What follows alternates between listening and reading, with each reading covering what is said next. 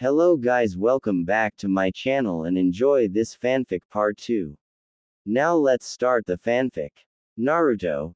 The teams are decided by the Hokage, so if you have any problem with the arrangements, go take it up with him, he said to Naruto. Meanwhile Sakura was torn between being angry and being happy. I am on Sasuke-kun's team, but even Naruto Baka is on it. I don't know whether to laugh or cry, she said. Shikamaru sighed as did Choji. Sorry Naruto, Choji said, eating a packet of chips that always seemed to be in his hand. I don't envy you being in the team which consists of a brooder and a total fangirl, but hey, he said laughing. Shikamaru just sighed. Troublesome, why are we so bothered about the teams anyway? He asked Naruto, who playfully bashed him on the head, causing Shikamaru to glare. No one disturbed his sleep. Your sensei, Iruka continued, as Kakashi Hatake, he finished. Alright, Naruto said happily, which made Sakura and Sasuke look at him curiously.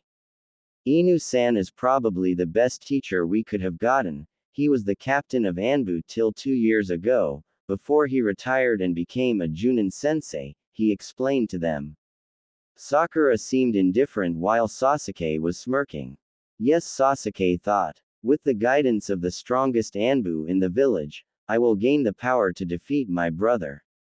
Team 8 inches Iruka continued, giving up on all the distractions that were taking place at the moment and simply reading on. Hinata Hyuga, Kiba Inuzuka and Shino Aburame. Your sensei is Yuhi Kurenai, he finished. Do you know about Kurenai to Naruto? Sasuke asked him. Naruto shook his head. She only got recently promoted, so I don't have any info, but what is it to you anyway? He asked Sasuke, who said nothing. Team 10 inches Iruka continued, as Team 9 or Team Guy is still in circulation, Shikamaru Nara, Ino Yamanaka, Choji Akamichi, he said, which lead to a giant and resounding. What? From one Ino Yamanaka, while Naruto realized that the Ino Shika Cho trio was being reformed. Iruka-sensei, I don't wanna be on a team with the fat guy and the lazy guy, Ino screeched. However, before Choji could react, Shikamaru just sighed and went back to sleep. Naruto stopped him. Well, Ino, the guy you call lazy and the guy you call fat are much more competent with their little fingers than you are. So just shut up, will you? He said, which stunned Ino. Sakura cheered. Hoo-hoo, Ino, the dead last put you in your place, what a shame, Sakura said with a smug look on her face. You are no better, Sakura. Actually, you are worse than me, or anyone, or even Konohamaru, who is an 8-year-old kid, even he can beat you in a one-on-one, he said, shrugging. Sasuke smirked. However, Naruto was not finished. You didn't actually think that Sasuke will go out with you, did you? I mean, look at him. He wants more power to a certain someone. Weaklings like you will just slow him down, he said. Plus you have a really wide forehead, so, he finished before walking away. Naruto, Ino called out. That was uncalled for, she said. However, Naruto shrugged his shoulder. He was at the door now while Iruka was watching him with a shocked look on his face. He had thought that Naruto secretly liked Sakura. Class, Naruto said, your senseis will pick you up after lunch. Team 7, ours will be 3 hours late. Screw this, I'm leaving, he said as he exited the room. Iruka took 5 seconds to recover from that before saying, like he said, class, dismissed. Naruto. It was at the Ichiraku ramen hut and Naruto was midway his 5th bowl of ramen when Sasuke called him. Naruto turned, scowling. He did not like being disturbed while eating ramen. Yeah, Sasuke, what is it? Naruto asked him. I know you are stronger than you let on, he said. Naruto raised an eyebrow. Huh, he said, feigning ignorance. I saw you in the training grounds yesterday. Tell me, who taught you that Bansho Teninjutsu? I want to learn it too, he said. Naruto smirked. No, he said simply. Sasuke glared at Naruto. I am Rookie of the Year, you are dead last, how can I not learn this strong jutsu while you can? He asked Naruto, who decided to put him out of his misery. Listen Sasuke, you can't learn it, it's my bloodline limit, he said, which caused Sasuke's eyes to widen. You have a clan? He asked Naruto, who nodded. Yep, Uzumaki clan from Uzushigakure. They were wiped out some years ago. My mother was the last survivor. We had the jutsu that attracted everything towards ourselves, so sorry I can't teach you, he said. No one taught me either, I just know it, he finished. Sasuke said as Naruto pulled out a chair for him, asking him to sit down. Sasuke looked at him before deciding to sit anyway. You know, when your family died, I was really happy, he said, which made Sasuke glare at him, and Naruto realized what he had just said. Oh no, not like that. I mean, I was sad that the whole clan was wiped out, but I was secretly happy that you survived, 'cause I thought I would have a person who knew the same loneliness I have known all my life, he said. Sasuke looked at him puzzled. What do you mean? He asked Naruto. I mean, I was always lonely. Like you, I was in the orphanage and then I was kicked out. For 2 days I was on the streets till the old man gave me a place, he said sighing, so I thought we could be friends or something. Then why didn't you say anything then? He asked Naruto, who shrugged his shoulders. I thought the obsession with revenge won't let you have friends, he said simply, to which Sasuke nodded. Listen, we have to be cooperative with each other to be a fully functional team, he said to Sasuke, who nodded again in agreement. Good. You are smarter than the Banshee. Okay, tomorrow we will be given a test. No matter what it is, we have to work as a team. Trust me, I know Kakashi. He stresses on the importance of teamwork, so we will work together, understood? He asked Sasuke, who just nodded. Good. Naruto said smiling. Old man, gimme another bowl, he said enthusiastically. Sasuke stared at him. This guy was different. If he was as lonely as he said he was, why did he smile so often? Why did he not brood much like Sasuke himself did? I will have a beef ramen, Sasuke said to Ayame, who smiled and nodded, telling him that it would be coming right up. Anko. Someone might see us, Iruka said. Anko Mitarashi smirked. That's what makes it so interesting, she said smiling. They were in Iruka's office. Iruka was on the desk while Anko was on his lap. Do you know how sacred I was? She asked him. When I had heard that a kunai was buried in your chest, I thought they were true. Thank God the rumors were not true, she said, twirling her finger across his cheeks. Iruka smiled. They hadn't told Anko that he was brought back to life by Naruto, who apparently had a bloodline limit. He shuddered as he thought what Anko would do if she ever found out. Anyway, Anko said, I am glad that you are alive, so I will reward you, she said, getting up from his lap and kissing him wildly. Anko, Iruka said, stammering. Stop it, please, he said, getting worked up. Anko shook her head. Now the desk was facing the door, so all someone peeping through the door could see was Iruka, a really flustered Iruka. That is exactly what Kurenai and Asuma saw as they came into his office, without knocking. Anko went under the desk in a flash, trying to hide. Hey Iruka, Asuma Sarutobi said. The resemblance to his father was undeniable. He was the spitting image of his father when he was younger. Kurenai was a beautiful woman with wild hair and red eyes. She was the object of desire of many men in the village. However, the object of Iruka's desire was under his desk, pleasuring him. Crap, Iruka thought to himself. Iruka, are you all right? Kurenai asked him. Iruka merely nodded. Wait, I sense someone, Asuma said. At that moment many things happened. Naruto sunshined straight into Iruka's office from the window, while Anko stiffened under the desk, which caused Iruka a great deal of pain as he let out a large, OW. Uruka-sensei, what is Anko-chan doing under the table? Naruto asked him. I can see her trench coat from here, he said. Busted. Uruka thought to himself. Anko is under the table. Kurenai asked Asuma, who began laughing like a madman. Meanwhile Anko came out from under the table, blushing wildly while Uruka could have sunk. His head was really bowed down. Realization struck upon Kurenai as she began laughing too while Naruto stayed there puzzled. What the hell, man? He asked them. There was a moment of silence before everyone in the room except Uruka and Naruto began laughing. Screw this, Uruka-sensei, I wanted to talk to you. I'll do it later, he said as he sunshined again. Kurenai noticed this and asked Asuma if Naruto could do the sunshin. Asuma nodded. It's not what it looks like, Anko said to Asuma. Sure it isn't, Asuma said to her, grinning.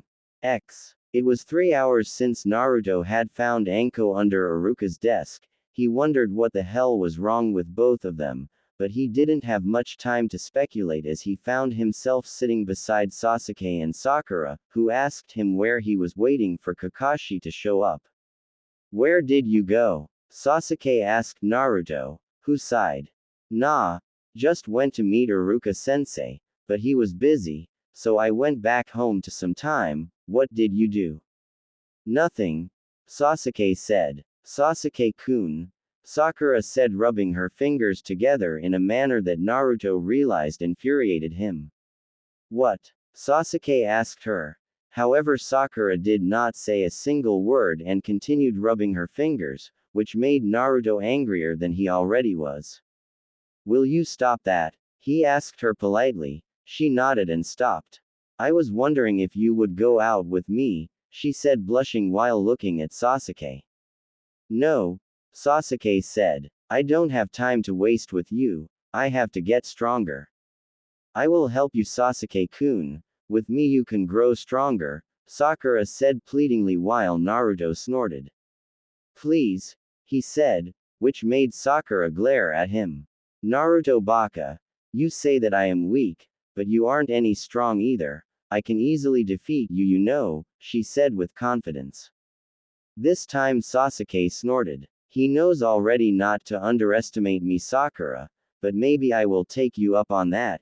Now Sasuke, did you tell her what you have to do tomorrow? He asked Sasuke, who nodded. No way, I am working as a team with you, Naruto baka.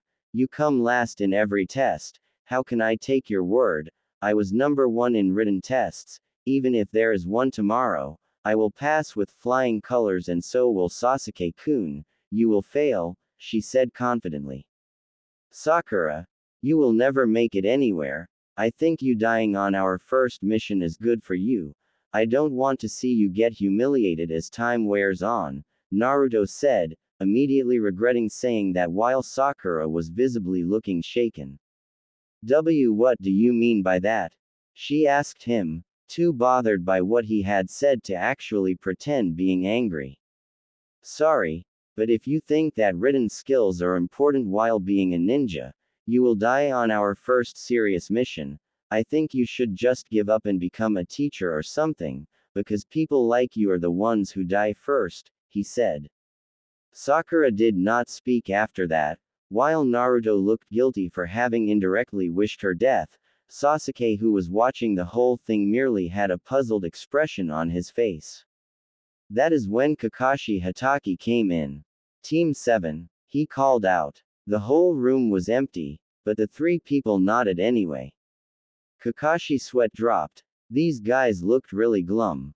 I am sorry I am late, he said, hoping that that was not the reason of their sadness. So, Kakashi-sensei, what happened? Lost on the road of life? Naruto asked him. Kakashi smiled, or at least his eyes did. I see you have learned some things from me, Naruto. He thought, now all I have to do is give him an orange book to read and corruption will be complete. Just wait, Jiraiya-sama, the boy will be my image, not yours, Kakashi thought, which brought a weird goofy grin on his face, which did not go unnoticed by the team itself. Hey, sensei, stop daydreaming about those pornographic books and do something, will ya? Naruto said. Sasuke and Sakura nodded. I am losing face here, Kakashi thought, sweating. My first impression of you guys, you are all annoying. Meet me on the roof, he said before vanishing in a swirl of leaves. See you guys on the roof, Naruto said, before vanishing in a sparkle of electricity. How did he do that? Sasuke thought. That was so cool, Sakura thought. The two made it to the roof and found Naruto sitting there adjusting his headband. Kakashi was sitting there looking really bored. It looked like the two were having a conversation. What do you mean? Electricity looks cooler than leaves. I won that one, Naruto said, however Kakashi shook his head. Nope. I still think leaves are cooler, he said. What are you guys talking about? Sakura asked them. They shook their heads. Nothing of importance, Pinky. Now we all introduce ourselves, our likes and dislikes and our dreams for the future, Kakashi said. Sakura was glaring at the Pinky remark, while Naruto was smirking. You first, Inu-sensei, he said. Kakashi let out a small which indicated his displeasure of being called that. Okay. I am Kakashi-sensei. I like a lot of things, I dislike a lot of things, my dreams for the future are none of your damn business, he said, which made Sakura and Naruto's seat drop. All he told us was his name, Naruto thought. You first, Sakura, Kakashi said. I am Sakura Haruno, she said before blushing at Sasuke. My dreams for the future, she said before letting out a perverse giggle that Kakashi would have been proud of. I dislike Ino and Naruto Baka, she said, hoping Naruto would be disheartened, but the effect was the opposite. Naruto was really pleased at this for some reason. Blondie goes next, Kakashi said. Naruto Uzumaki. I like ramen and my friends, I dislike a lot of things, wide foreheads with pink hairs are included, he said, looking at Sakura who was seething upon hearing this. Dreams for the future. I want to become Hokage and protect the village, for it is my duty, and also restore my clan to greatness, he said. Naruto Baka. You don't have a clan, why are you lying? You are just a clan-less loser. I'm sure your parents were stupid idiots who left you cause they realized you were worse than them, Sakura said to him, trying to take a potshot at Naruto for having insulted her. Oh, Kakashi thought as Naruto stuck one of his hands and turned away from them. Bansho Tenin, he said as Sakura flew towards him, while another hand formed a blue swirling ball that looked dangerous. Sakura came and his hand landed straight on her neck as the other hand with the blue ball came very close to her head. However, at the very last moment, the ball disappeared, and Naruto simply smacked Sakura on her forehead. You could have died, Sakura-chan, he said, spitting every word. Be glad that you are a comrade, Naruto finished. While Kakashi was sweating, he thought for sure that Naruto would finish her off. Do not insult my family, ever again, do you hear me? He said, tightening the grip on her necks. Sakura nodded, the message received loud and clear. This guy, Sasuke thought. How much is he hiding from all of us? Sasuke thought. Sasuke, are you going to introduce yourself? Naruto said as he released Sakura, who was coughing and looking at Naruto, eyes full of fear. I am Sasuke Uchiha. I don't particularly like or dislike anything. My dream is to restore my clan and a certain someone. Okay, Kakashi said. Meet me at Training Ground 10 tomorrow, at 5 am, for your final test before you become a genin, he said, sighing when he realized that they already knew that they were going to take a test. Don't eat breakfast, he said. You will puke it out if you do, he finished. Team 7 nodded. Dismissed, Kakashi said. Naruto, you stay back, I want to talk to you, he said. Sasuke and Sakura left while Kakashi stared at Naruto, There was almost a 5-minute-long silence between them before Kakashi spoke up. What was that? Why? He asked Naruto. She insulted my parents. I can stand it if she insults me, but she insulted my mom and dad, the reason she is alive right now, he said. Kakashi sighed. Naruto, I know, but in your life as a ninja you will find that many people will try to goad you into getting a reaction. Are you going to foolishly be goaded into doing something reckless?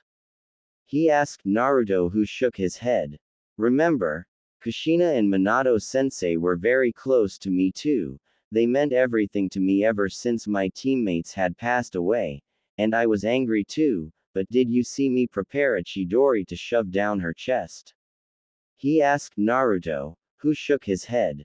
I know you are still a little green, but you need to learn to control your emotions, he said.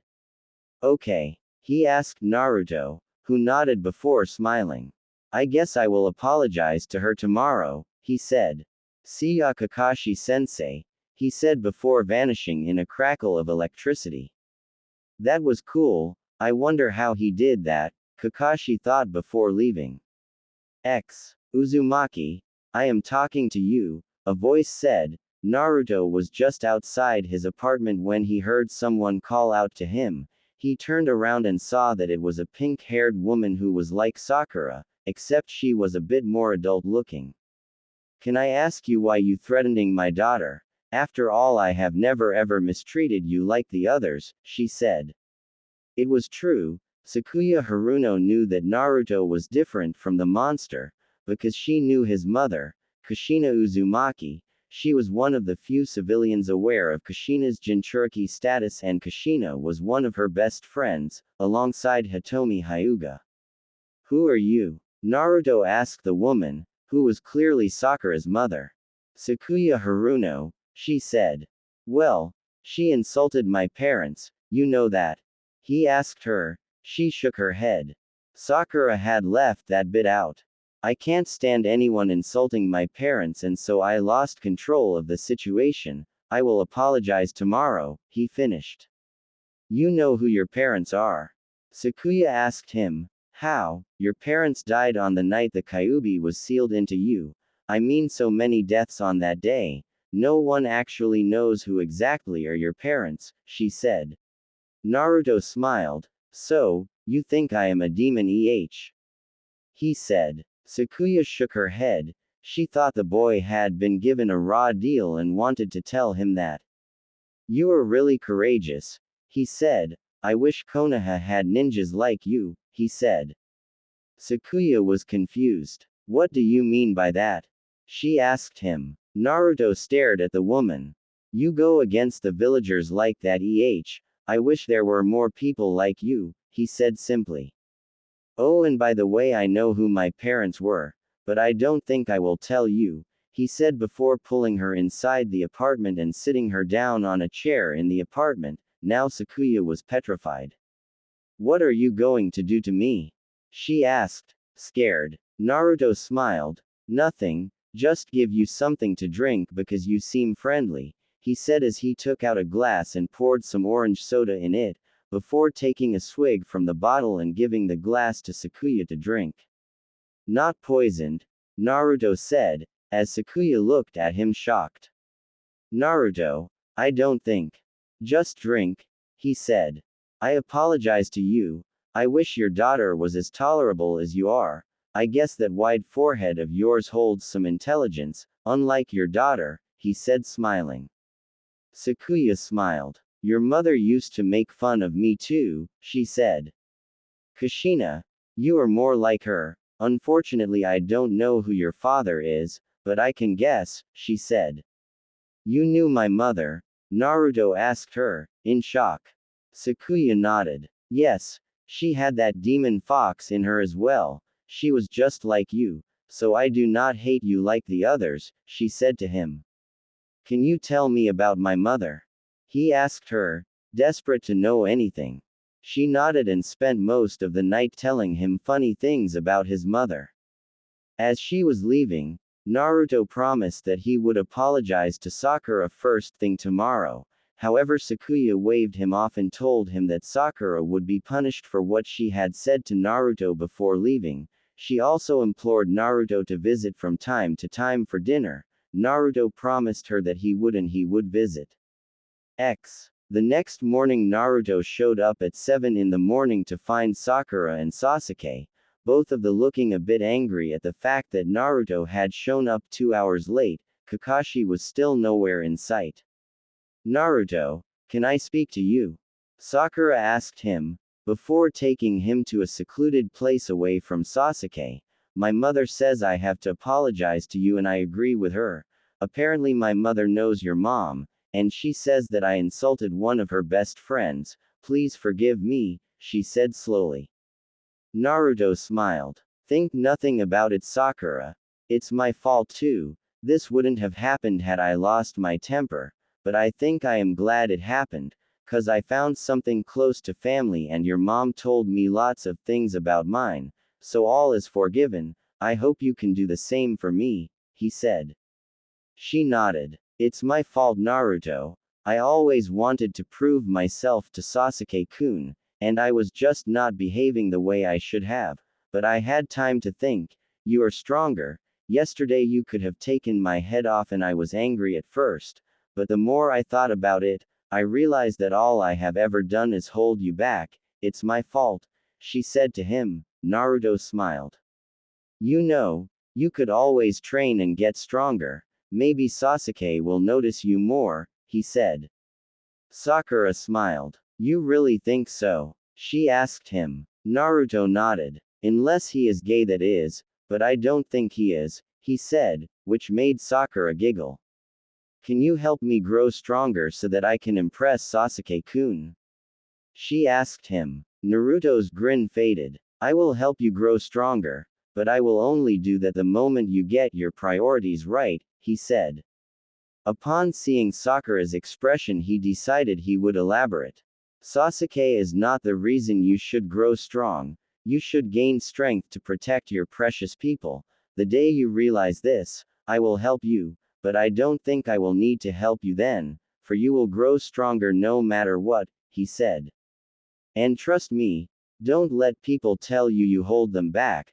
Try proving them wrong. Train to show that they are wrong. There is no greater satisfaction in life than proving the naysayers wrong. Trust me, he said smiling. Sakura smiled too. Friends? She asked him, extending her hand. Naruto smiled. Sure. Just try not fangirling too much and we will be fine, he said, taking her hand and shaking it.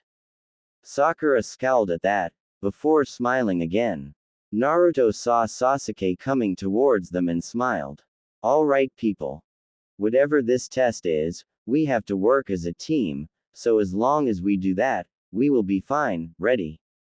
He asked them. They nodded. Just then Kakashi materialized from out of nowhere, and saw Team 7 sitting together. They looked united. Ah, looks like they will pass. I hope they stay this way. We might have one of the strongest team to come out of Konoha ever since the 3 legendary Sannin themselves. Good. Sorry I am late, I was helping an old woman with her groceries, he said. Naruto smiled. I came late too, Kakashi-sensei. I was lost on the road of life and was looking for a map. Good.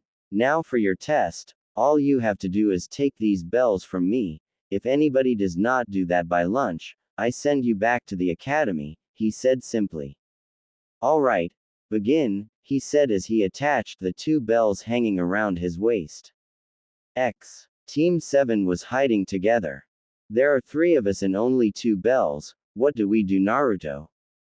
Sasuke asked him. Kakashi never said that each of us have to grab a bell, so we will divide those bells into 3 and pass. Now here's the plan, I fight him first and hold him. Sasuke and Sakura can sneak around him and try to grab the bells, alright?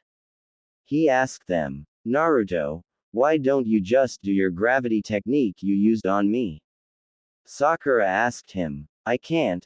The aim is difficult as the area I am aiming for is very thin.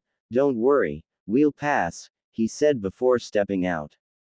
Keep eyes on him, Sakura. We have to sense the appropriate moment and steal the bells, Sasuke said. Sakura nodded. She had to be successful and not hold anyone back.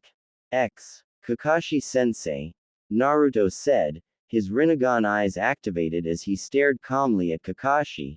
Don't hold back, he said simply. Kakashi smiled. Those eyes? Sasuke and Sakura thought together, what happened to them? You think you can survive a full onslaught from me? He asked Naruto, who nodded. We have never sparred, have we? He asked him. Kakashi nodded. Okay then, Kakashi-sensei, he said, smiling. Lesson 1. Taijutsu, he said before disappearing, and reappearing behind Kakashi and lashing out a palm at him, which Kakashi barely got to. Naruto unleashed a flurry of jabs and kicks while trying to land a hit, however to Kakashi's credit, he blocked them all. However, the fight was getting too hard to focus on to the eyes, and Sasuke and Sakura were feeling it. I can't keep up. When did he get so strong? Sasuke thought. Naruto.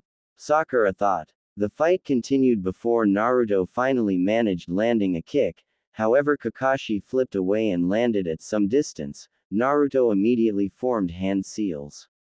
Lesson 2. Genjutsu, Naruto said as Kakashi's eyes widened. Naruto had too much chakra to perform those. Illusion technique. Infinite darkness, Naruto said, and the effect was instantaneous. Kakashi was surrounded by complete darkness, but to Sakura and Sasuke it did not really matter. So you can do this too, he asked Naruto, however he couldn't see Naruto nodding. Too bad, Naruto. You will find that even in darkness, I am really very competent, he said.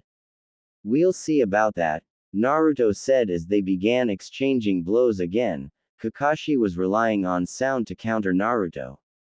With more mastery of this technique, you will be able to cancel out sound too, and then I will be in trouble, Kakashi said simply as he was blocking. Back behind the bushes, Sasuke realized what happened. Sakura, Kakashi is in a genjutsu. Come on, we have a chance, let's go, he said. Sakura nodded and followed Sasuke as they began making their way towards Kakashi.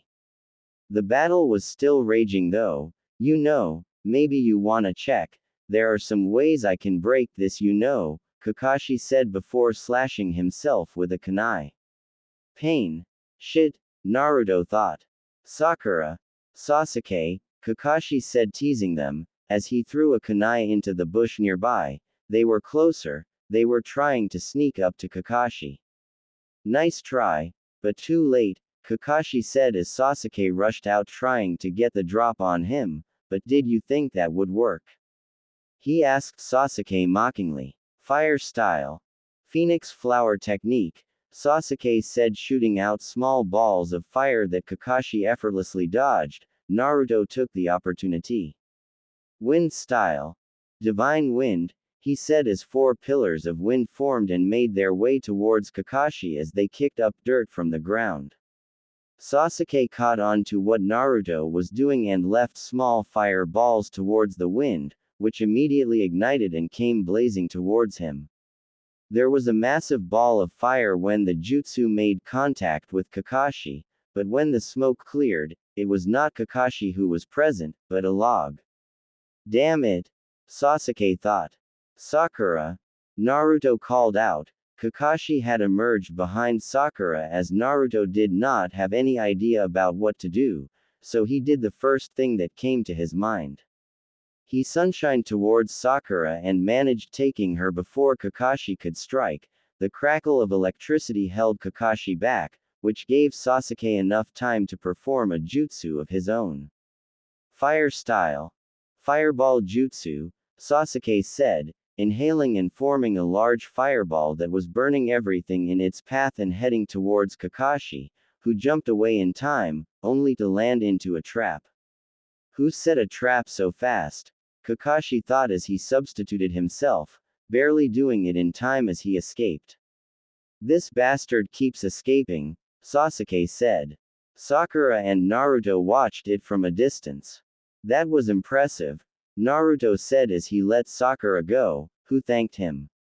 That's what teammates do, he said. Think nothing about it, he said smiling. Oh really? Kakashi asked him. He had emerged behind him as he hit Naruto on the head. Sakura, now would be a good time, Naruto said as the kunai's hilt landed and Naruto dissolved into wood. Wood clone, Kakashi thought, how is that possible? Sakura realized what had happened and seized the bells and made a run for it. She ran into the clearing where she found Naruto and Sasuke smiling at her. She had done it. Good job, Sakura, Sasuke said as he cut one bell into two and gave one half to Naruto, keeping the other for himself, while giving Sakura a whole bell. Kakashi said smiling. Nice job. Not only did Naruto keep me busy and provided shock value, Sasuke and Sakura performed their jobs admirably. I dare say you seized the bells from me, so, you pass, he said. Naruto smiled. Maybe a team wouldn't be so bad after all. Who set a trap so fast? Kakashi thought as he substituted himself, barely doing it in time as he escaped. This bastard keeps escaping, Sasuke said. Sakura and Naruto watched it from a distance. That was impressive, Naruto said as he let Sakura go, who thanked him. That's what teammates do, he said. Think nothing about it, he said smiling. Oh really? Kakashi asked him. He had emerged behind him as he hit Naruto on the head. Sakura, now would be a good time, Naruto said as the kunai's hilt landed and Naruto dissolved into wood. Wood clone, Kakashi thought, how is that possible? Sakura realized what had happened and seized the bells and made a run for it. She ran into the clearing where she found Naruto and Sasuke smiling at her. She had done it. Good job, Sakura, Sasuke said as he cut one bell into two and gave one half to Naruto, keeping the other for himself, while giving Sakura a whole bell. Kakashi said smiling. Nice job. Not only did Naruto keep me busy and provided shock value, Sasuke and Sakura performed their jobs admirably. I dare say you seized the bells from me, so, you pass, he said. Naruto smiled. Maybe a team wouldn't be so bad after all. I think you guys realize the importance of working as a team, because in the shinobi world, those who disobey the rules are trash, but those who abandon their comrades are worse than trash. Always remember that, and make sure that you guys work together like you did today, and we might have one of the best teams to ever come out of this village, Kakashi said, which made Naruto and Sakura smile with pride while Sasuke merely smirked. Naruto, what are those eyes? They look weird, Sakura said, indicating the strange ripple-patterned eyes that Naruto possessed. That single tomo there is like the Sharingan. I wonder what that is that a dojutsu? Sasuke asked him. Naruto sighed. About time that he said something to someone about his abilities. Yes, he said. Like the Sharingan, this is also a dojutsu. It's called the Rinnegan, but I want you to keep it quiet, he said to Sasuke, who nodded. Why do you want to keep it quiet, Naruto? Sakura asked him. I have my reasons. Just do what I say for now. Don't tell anyone, it'll be alright then, Naruto said. His teammates nodded. What power do those eyes give you? Is that the power of gravity I saw you use? Sasuke asked him. Naruto nodded. Yes, there are some other things, I haven't discovered it yet, so even I don't know. Since I am the last clan member to possess these eyes, I don't have anyone to teach me, so I guess I will learn it as I go along, Naruto said. Naruto, how did you do the wood clone? Kakashi asked Naruto. These eyes give me control over all the 5 basic chakra natures, and I can combine them to form sub-elemental chakra as well. As a matter of fact, I also have ice release and storm release and many others. It's really cool, he said. Interesting, Kakashi said. This would have to go to the Hokage. Well, I guess we should be heading home. Tomorrow the team reports for out first mission, Kakashi said.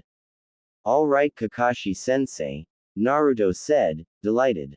The team dispersed as Kakashi vanished while the rest of them began walking together back to the village. Sasuke-kun, do you want to go on a date with me? Sakura asked him. Sasuke didn't respond. Naruto saw this and smiled.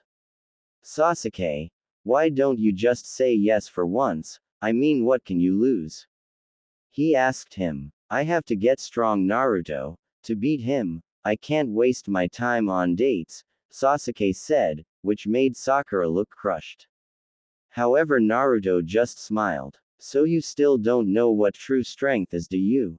Naruto asked him. Sasuke raised an eyebrow towards him. One of these days you are going to realize what true strength is, and then you are going to stalk Sakura, I tell you that, he said laughing. Take that back, I will never stalk anyone, I am too good for that, Sasuke said, gritting his teeth. Sakura giggled at the comment Naruto had made. We'll see about that, I am going to Ichiraku's for ramen, Naruto said, anybody wanna come with? He asked them. There was silence as both of them stared at him. You eat too much ramen, Naruto, Sakura said. It can't be too good for your health, she said. Naruto shrugged. Who cares, I never get sick, he said as he vanished in a sparkle of electricity.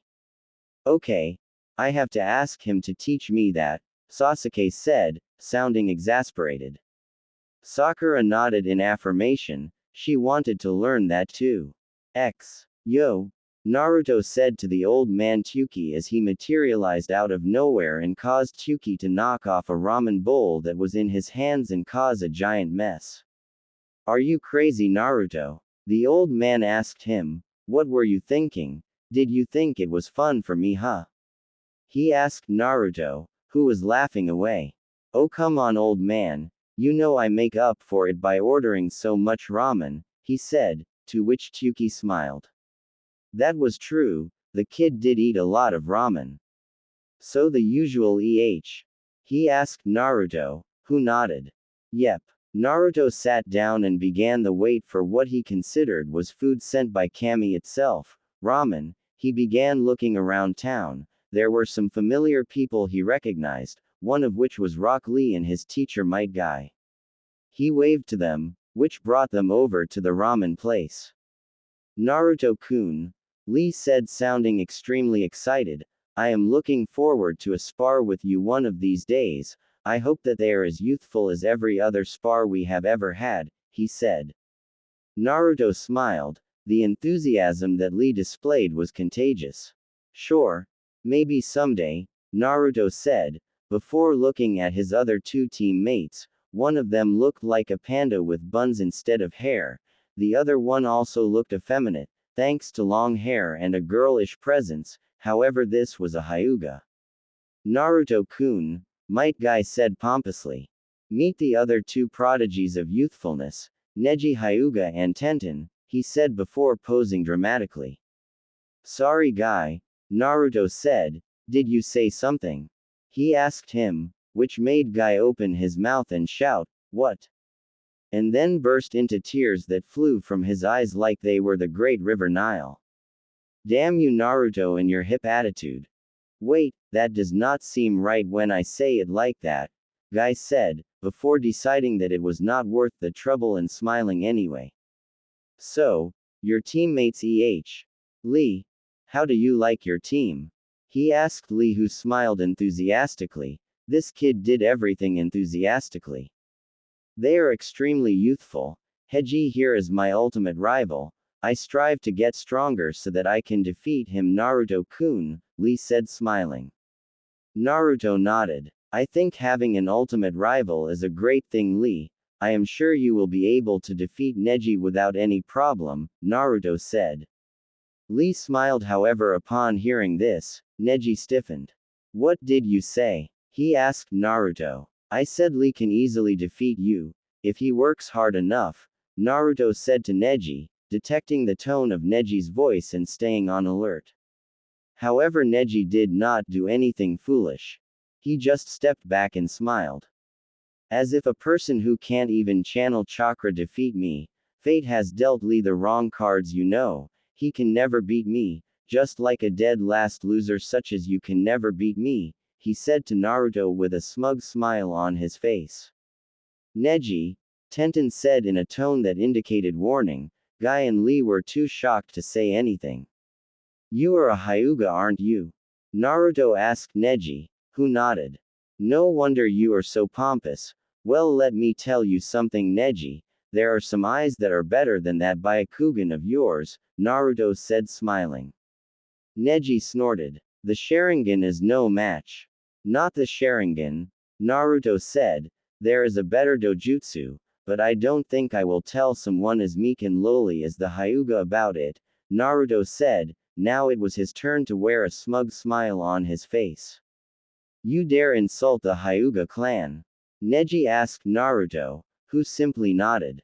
I don't care what clan it is. People like you who believe in fate and not even work towards changing it cannot be considered proper shinobi or even human beings, but keep thinking that way, Naruto said to Neji, who was now visibly angry.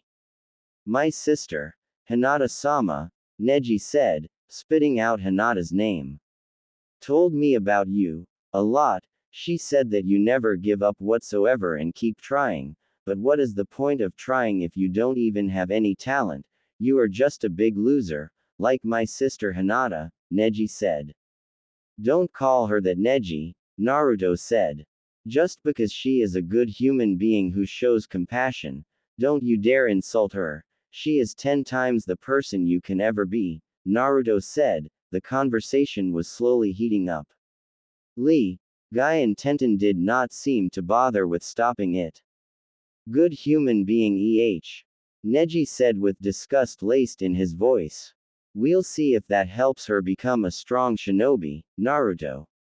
Naruto smiled.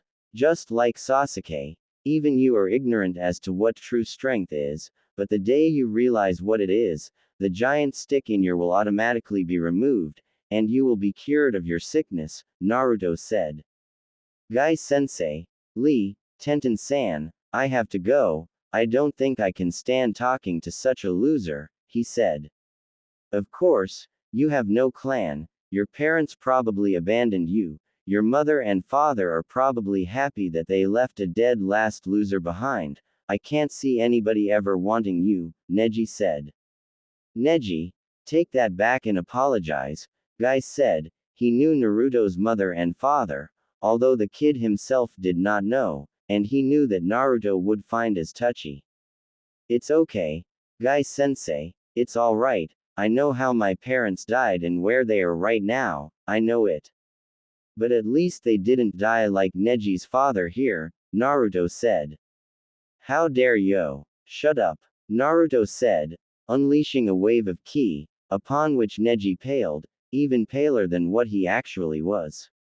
One day I get my hands on you, Neji, and then for insulting my parents, I will beat the living shit out of you. I will take you to an inch of your measly little life and make you wish someone activated that cursed seal on your head, and then, if your fate is good, I will leave you that way, or else. Naruto trailed off, unleashing more ki. Neji was almost paralyzed at this point. Naruto was using some of his demonic chakra, and that was seriously high grade, or intent like that was not pleasant for anyone to ever experience. Naruto, I apologize on behalf of my teammate, Tenten said, and the ki receded. Neji breathed a sigh of relief, however he tensed up when he saw Naruto's face and looked into his piercing blue eyes. I meant every word, Neji. You better not ever run into me, ever, he said. Neji snorted, but before he could say anything, he was taken away by Guy-sensei and Lee. Tenten had an apologetic look on her face as she left, bidding Naruto a goodbye. Naruto sighed. He finished what remained of that ramen. The encounter with Neji had put a bad taste in his mouth and the appetite he had worked up had vanished. He can make wood clones. Did you know that Sandaime-sama? Kakashi asked the Hokage. They were in the Hokage's office and Sarutobi was buried in mounds of paperwork, wondering about how he could possibly escape the punishment that was given to him. Sometimes he wished he had never become the Hokage. Yes, Naruto told me about his ability to combine nature chakras and create the sub-elements. It's very tempting, don't you think? Those eyes of his, we need to keep this hidden for as long as possible.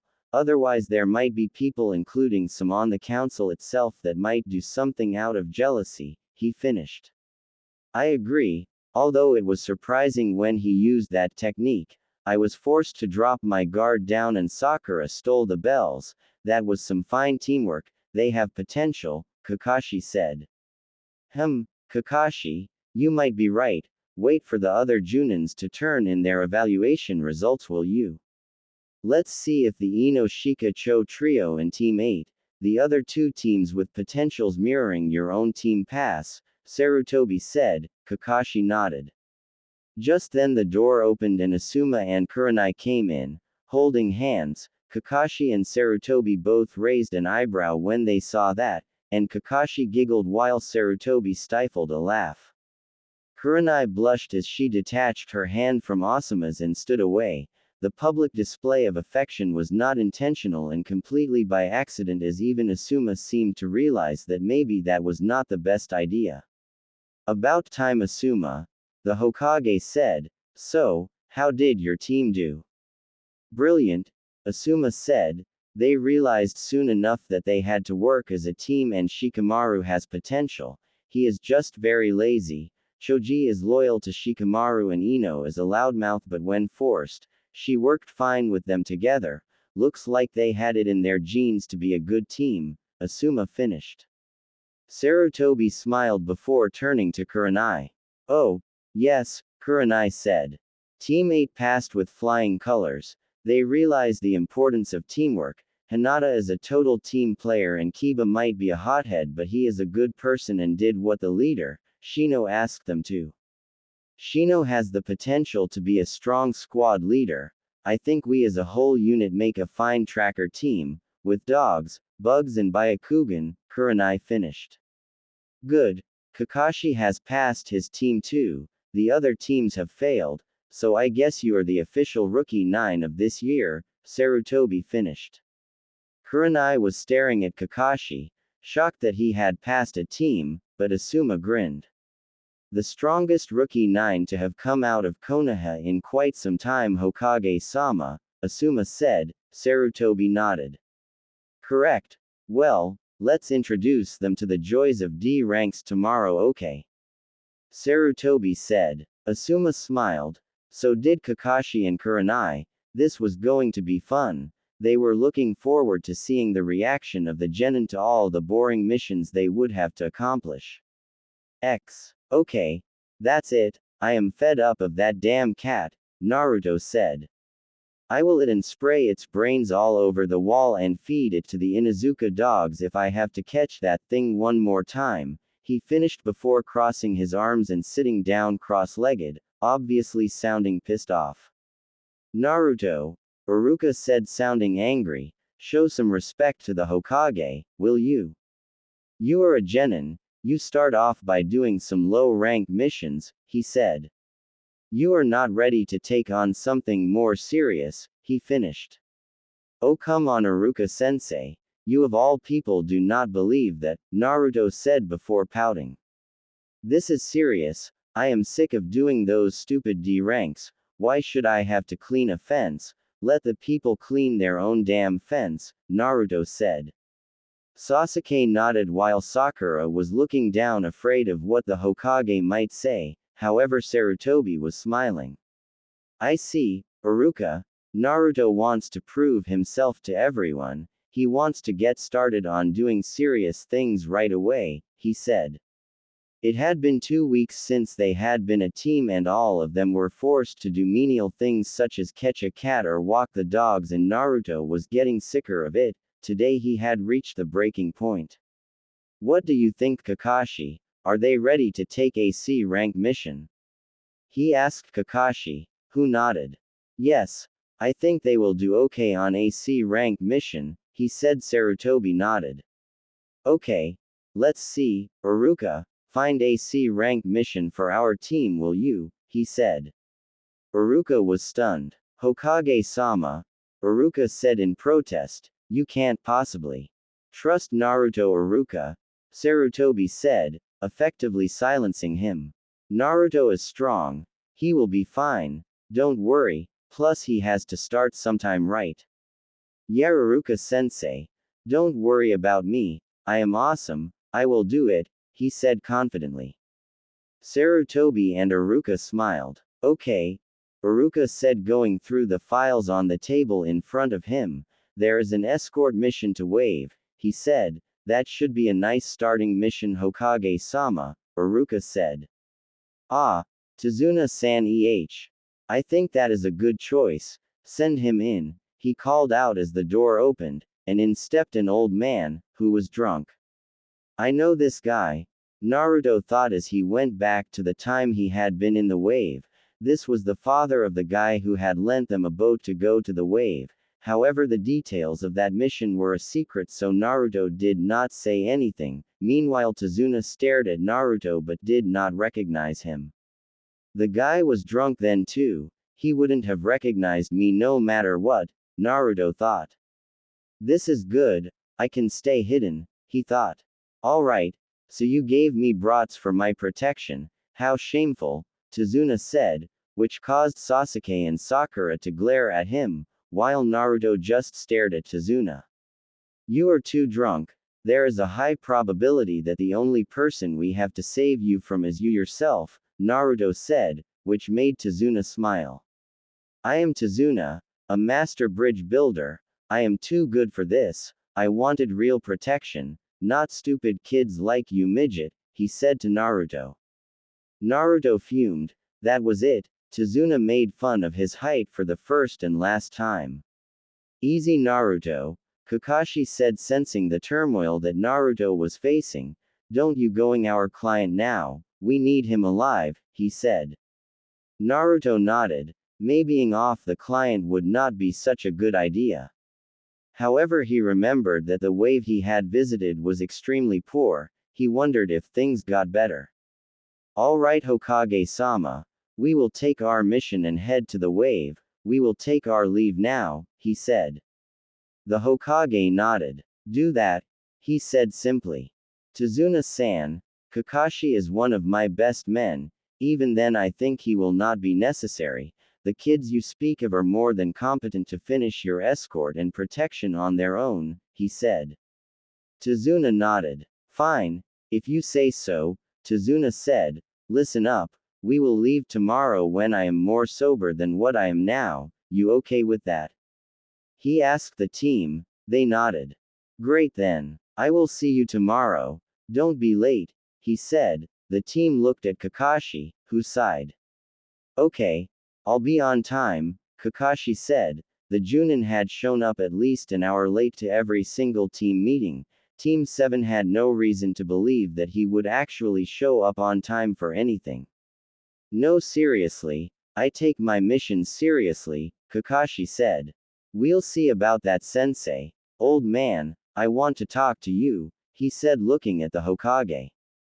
Alone. The old man sighed. Naruto, meet me in an hour when I am alone and then you can say what you want to say, Sarutobi finished. Naruto nodded. Alright then, anyone want some ramen? Naruto asked. No one in particular. They all sighed. This had become some sort of a joke among the other members of his team. They would take bets on whether Naruto would ask them for ramen or not. Kakashi won almost every single one, because he bet that Naruto would ask for ramen daily. Naruto sighed. Looked like no one on his team agreed with him on the fact that ramen was sent to the humans by the gods. The last few weeks had been eventful to him for one reason and one reason only. He had begun practicing from the scroll of sealing and had found some downright creepy stuff there. One of it was the Edo Tensei summoning jutsu, which could revive the death, invented by the Nadaime Hokage. He also found tons of other jutsu that required godly amounts of chakra to use.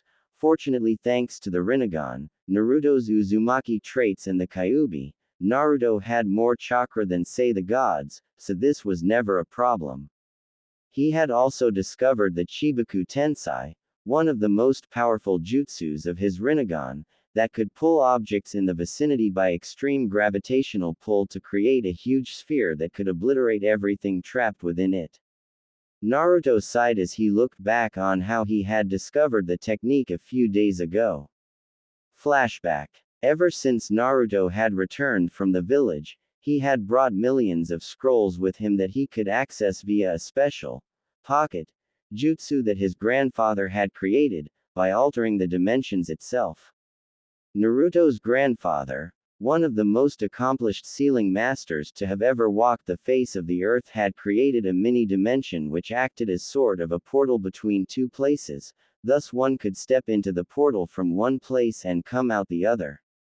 Naruto had used this technique exclusively to withdraw money from the gigantic amount of wealth that was found in the vaults of his grandfather's dilapidated mansion, or at least it appeared to those who were not Uzumaki by blood. To the Uzumaki, it was revealed that the place was not as devastated as it looked to the others, thanks to some complex genjutsu seals that Naruto could only hope to replicate. However, once he began stepping in and was granted full access to the mansion, the several Uzumaki scrolls that were kept there for him to use were available. He had sent several clones to comb through them. Several dispersed and returned with complex seal formulae that were for mostly unfinished seals that could wreak havoc if ever unleashed. He also came across some weapons that he couldn't inherit now that he had inherited the sword of the butterfly, at least that's what his grandpa had called it. It was here he read that only Uzumaki were known to ever possess the Rinnegan, as the first ever Uzumaki was a descendant of both the sons of the Sage of Six Paths, and the last person to have possessed the eyes was Kogoro Uzumaki, almost a century ago, and even he had not managed to unlock the full potential of the Rinnegan. However, one of the jutsu that he had used was the Chibaku Tensai. Upon reading this, Naruto's interest perked, and he was tempted to read more about the other things the sage had done. Naruto read some more about the fable of the Sage of Six Paths. However, Kurama scoffed and told him that none of what he had read was a fable. It was all real. The sage was the creator of the shinobi way, the creator of all jutsu, and also had a really complex jutsu known as the creation of all things, which Kurama had explained to him. Many eons ago, the old man had within him the Jubi, a 10-tailed monstrosity that was the most dangerous demon to walk the earth and was said by many to be the embodiment of destruction. However, the old man had sealed this Jubi in himself and made sure that peace would prevail. And it stayed that way for many days before it came the time for the sage to die, and he knew that his death would unleash the Jubi again, so he used the jutsu of his, called creation of all things, to split the Jubi and create 9-tailed beasts, while he sealed the physical body of the beast into a sphere, which he created by using Chibaku Tensai, and that has today come to be known as the moon. The tailed beasts were then spread out and eventually captured and used as a weapon. Kurama told him when Naruto had asked him about it. Sword itself had some things to say about the sage. The sage was very noble and kind. He had 2 sons between which he split his powers. The elder son got his power while the younger one got his knowledge. You can say that he split the whole concept of yin-yang release between the 2 sons of his. However, the 2 sons eventually began a rivalry that continued for ages. The first brother was the ancestor of the Uchiha, while the younger was the ancestor of the Senju. The 2 of them were cursed to battle each other. However, now only 1 Senju and 2 Uchiha remain. The rivalry may be coming to an end, the sword had told him. One last Senju? Who are you talking about? Naruto had asked him. He knew that Sasuke and Itachi were the last living Uchiha. Tsunade of the Sannin, her name was well known even in Uzushi. Last thing I heard was that she survived, the sword said, and Naruto nodded. Ero Sennin had told him about his hot-headed teammate. Naruto, for some reason, You having the Rinnegan and a beast in you means that you are closer to the sage than I could even imagine. No wonder you have my support. You realize that you have a lot to live up to, don't you? The fox had asked him. Naruto had gulped then. He seriously was nothing compared to the sage of six paths. I have to practice this Chibaku Tensai this guy speaks of, he said to no one in particular. End flashback. X. Somewhere in Uzushigakure, there were two figures walking towards an old-looking building. One of them was frail and wheelchair-bound, the other was a beautiful woman with purple hair. The woman made some hand seals and all of a sudden, a paper was summoned which shaped itself into a bird before flying away. Can you see it? The man asked the woman nodded. So you have to be within Uzumaki to see what is actually in the village. Nagato, you might be right, I was here a week ago, all my paper clone could see were ruins, apparently the village is better hidden than I thought, she said to the man named Nagato. Even though the security was not too good, she said, I got in easily. Nagato smiled. He had red hair, and a really frail body. He also had fascinating eyes, ripple-patterned and purple-colored. The eyes were mystifying to look at. That was what the woman would see every time she looked at Nagato, his eyes. Don't sell yourself short, Conan. I am sure you played a huge part in sneaking in, Nagato said to her, causing Conan to smile. Neither of them seemed to notice the rain that had started pouring. I don't sense anyone here, at least my rain doesn't, Nagato said. Conan nodded. Are we going to find anything here, Nagato? Conan said to him. Nagato nodded.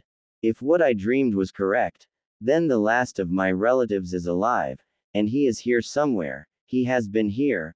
I can feel it. I know he was here, he said. We can find him and take him with us. Can you imagine, if I were to teach him myself, how strong that child would be? Conan nodded. If you teach him, I am sure he will be strong, Nagato, she said smiling. Unfortunately, you won't be teaching him, a voice said, appearing from out of nowhere. It was a masked man. He wore something that had swirls on it and was orange-colored. Conan stiffened, but Nagato held his hand up. Your relative is safe for now, Nagato. You can pursue him later. For now, I want you to come with me, the man in the mask said. Who are you? Nagato asked the man. Uchiha Madara, X. Land of the Waves. The office of Gato was a really fascinating place. It always seemed to be full of drunks and beautiful-looking women. Currently he was surrounded by two of them, almost. He was talking to a masked person with no eyebrows and what most people would describe as a giant sword that resembled a cleaver. You know Tazuna. Your job is to him, Gato said to the man in front of him. Compared to Gato's dwarfish height, the man looked like a giant. A bridge builder? What is so problematic that you need a shinobi to him? The man asked in an amused tone. Just make sure that you and your bitch him Zabuza. I don't pay you to ask questions, Gato said, feeling more courageous than he should have at that moment. Zabuza's mouth twitched. I haven't accepted the mission yet, Gato. Believe me you when I say I can cut your head where you stand and finished with those two women, he said pointing towards the two attractive and almost women that were around Gato. And, Zabuza continued before unleashing his sword and pointing it in a way that it just reached Gato's head, never ever insult Haku, you get that? He asked Gato, who nodded. Do you accept? He asked Zabuza who nodded. Yes, I want advance payment for this Gato. This Tazuna person gives off a strange vibe. I have a feeling that I will have some problem dealing with him, he said.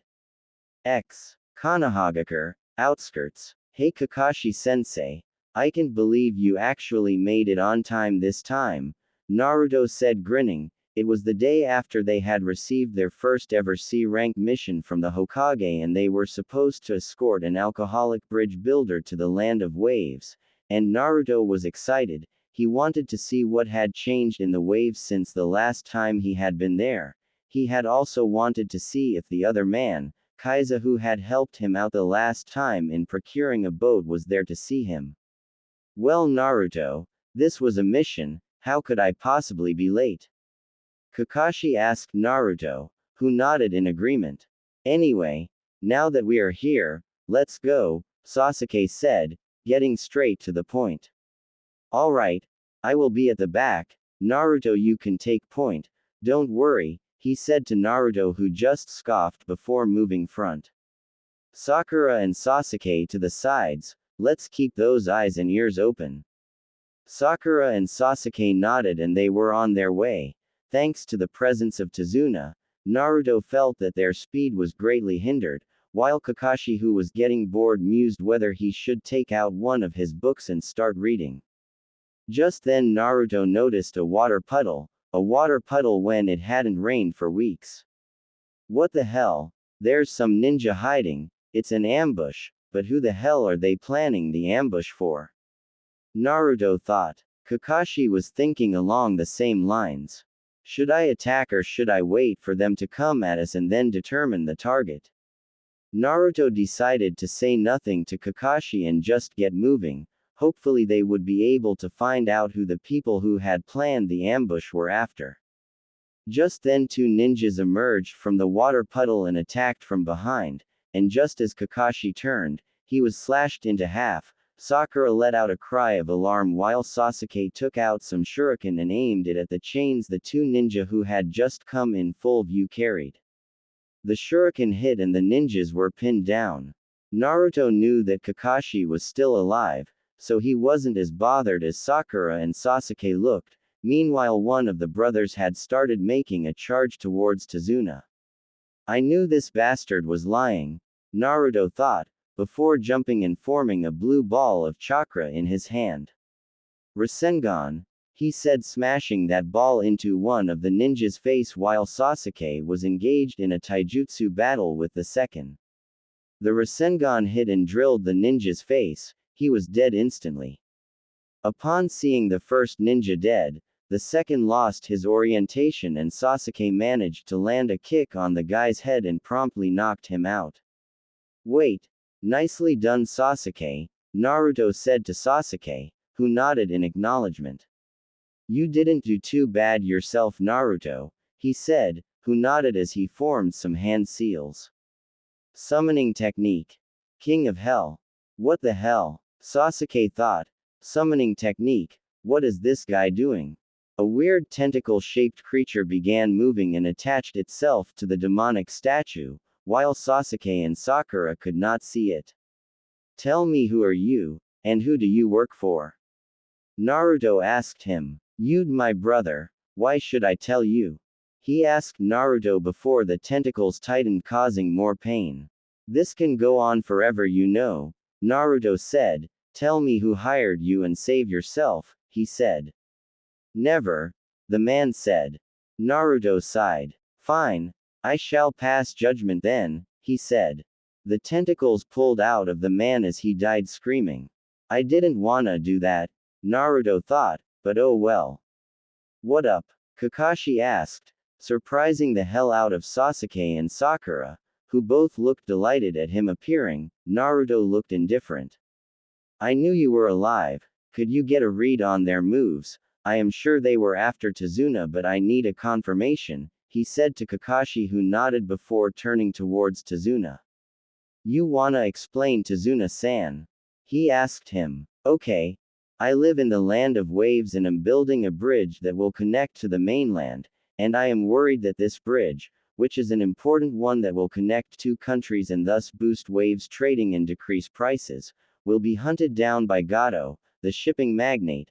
I knew he would put some ninjas on my trail, but you have to believe me, I put in all the money I had and all I could afford was a C rank mission. Please, please help me, Tazuna said, almost tearing up.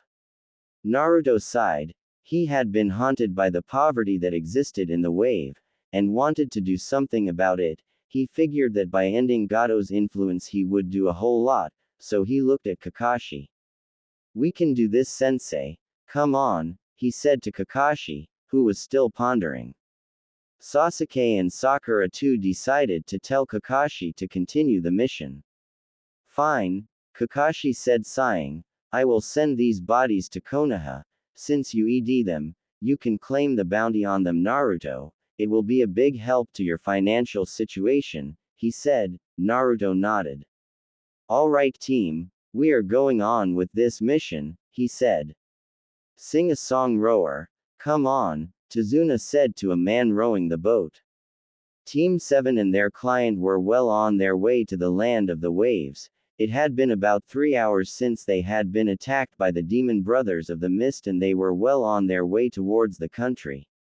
The plan was to first stay at Tazuna's house and then think about where to go from there. For all Kakashi knew, there were more people that Gato had hired to go after Tazuna. Tazuna, the rower said, you are drunk, again. I need you to shut up now. Everybody nodded. Tazuna had brought a bottle of sake with him that he had been drinking from after the encounter with the Brothers of the Mist and it was now getting on everyone's nerves.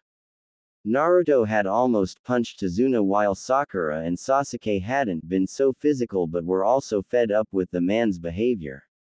I need everyone here to stay as quiet as they can be. For all we know, Gato can have eyes and ears everywhere. That scumbag, the rower said. Everyone, even Tazuna nodded. 5 minutes passed before they hit the shore.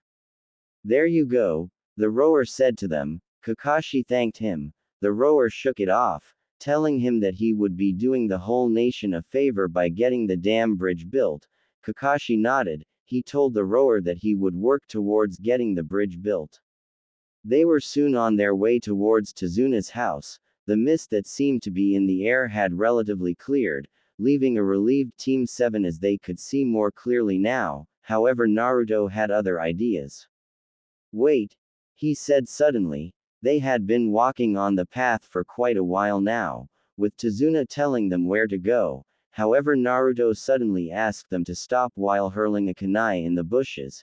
A squeak told everyone that someone or something had been hit, and sure enough, it was a rabbit that had just begun darting across them. Obviously his progress impeded thanks to the kunai in its throat.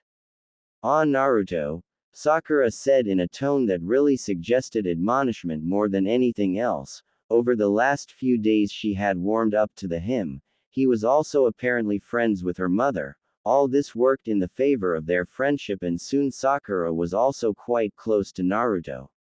You that cute little bunny, she said pouting. Before twitching at the sight of the dead rabbit, Naruto did not seemingly react to this. He was stone-faced as he was of late. Team 7 found this new serious Naruto, in contrast with the dead last of the academy, a fresh sort of change. The rabbit, Naruto said, pointing a finger at it, white fur coat and all. Why does it have a white coat in this season? He asked no one in particular. The team just looked at him puzzled. However, Kakashi seemed to catch on. Right, not in this season at least. That means that this rabbit is domestic, unlikely as there are no houses in the vicinity, Kakashi said as Tazuna nodded. His house was still quite a ways away. That means, Naruto said. Everybody down now. Kakashi and Naruto both yelled simultaneously as Team 7 ducked, Sakura pulling a dazed Tazuna with her. Tazuna lost balance and the result was him being comically sprawled on the ground. Somewhere above them, a kunai had barely missed its mark. Trouble, again, Naruto whispered as he wordlessly formed a shadow clone. Sasuke and Sakura stared at him in awe. Not many people were actually known to do any jutsu, apart from maybe Kawarimi, wordlessly, and this came as a slight shock to them. This shadow clone, much like Naruto, was also down on the ground, waiting to spring up like a wild cat. At that moment, as much as Sakura hated to admit it, Naruto looked very cool. The mist that they had encountered at the lake earlier returned. This time it was denser than it had ever been. Naruto struck out his hand, and realized that he couldn't even see as far as his hand. He knew for sure that this was a jutsu, and no ordinary jutsu at that. In one of his clan books he had read about this form of ing, using the mist to disguise one's movements and sounds. Naruto had found the idea ingenious, and it was something the legendary Seven Swordsmen seemed to excel in. It was known as the silencing technique. Naruto also found out that the air around them was getting heavier. It was like somebody had flared something intent in their direction. Naruto saw Sasuke and Sakura stiffen. Tazuna looked like he could have pissed his pants. Naruto was awed by the fact that the so-called master bridge builder, who was also drunk, judging by his antics on the boat, was still wide awake. Naruto realized that despite not being a shinobi himself, Tazuna had probably seen and felt a lot in his time. After all, he had spades of life experience over Naruto and the rest of his team. A team of brats and a famous ninja, the copy-in, Kakashi of the Sharingan, a voice called out. Sasuke and Sakura flinched at it. Naruto couldn't help but notice the eerie similarities that this voice had to Kurama's or even his own swords. The mist cleared, not by much, but by enough that Naruto could make out a man, and the outline of what he could only describe as a cleaver strapped to this man's back. The face seemed bandaged, based on the muffled sound that this man had made, and to Naruto's amusement, he did not have any eyebrows. Naruto felt that he had seen this man before. Kakashi answered his doubts. Zabuza Momoichi, Kakashi said, demon of the hidden mist. The air was silent. No one was making a sound. You could probably hear a pin drop. The only sound that was actually decipherable was the sound of Tazuna's wheezy breath that had the stink of alcohol on it. Naruto and the rest of his team, it seemed, had forgotten to take a breath. It was like they were all holding it for something to happen, something big, something, dare he say, exciting. Kakashi Hatake recognizes me, the man named Zabuza said. I am so pleased right now you wouldn't believe. I thought that those eyes of yours would have made you arrogant, much like the other Uchihas, he said. But I guess not. Or am I right? He asked Kakashi, who shook his head. Unfortunately, I don't think that I resemble the Uchiha. I am a whole different kind of person, you know. Maybe you shouldn't be underestimating me, he said simply. Even in the mist, everyone could make out that Zabuza was smiling, a sick, twisted and demented smile worthy of someone who was a demon.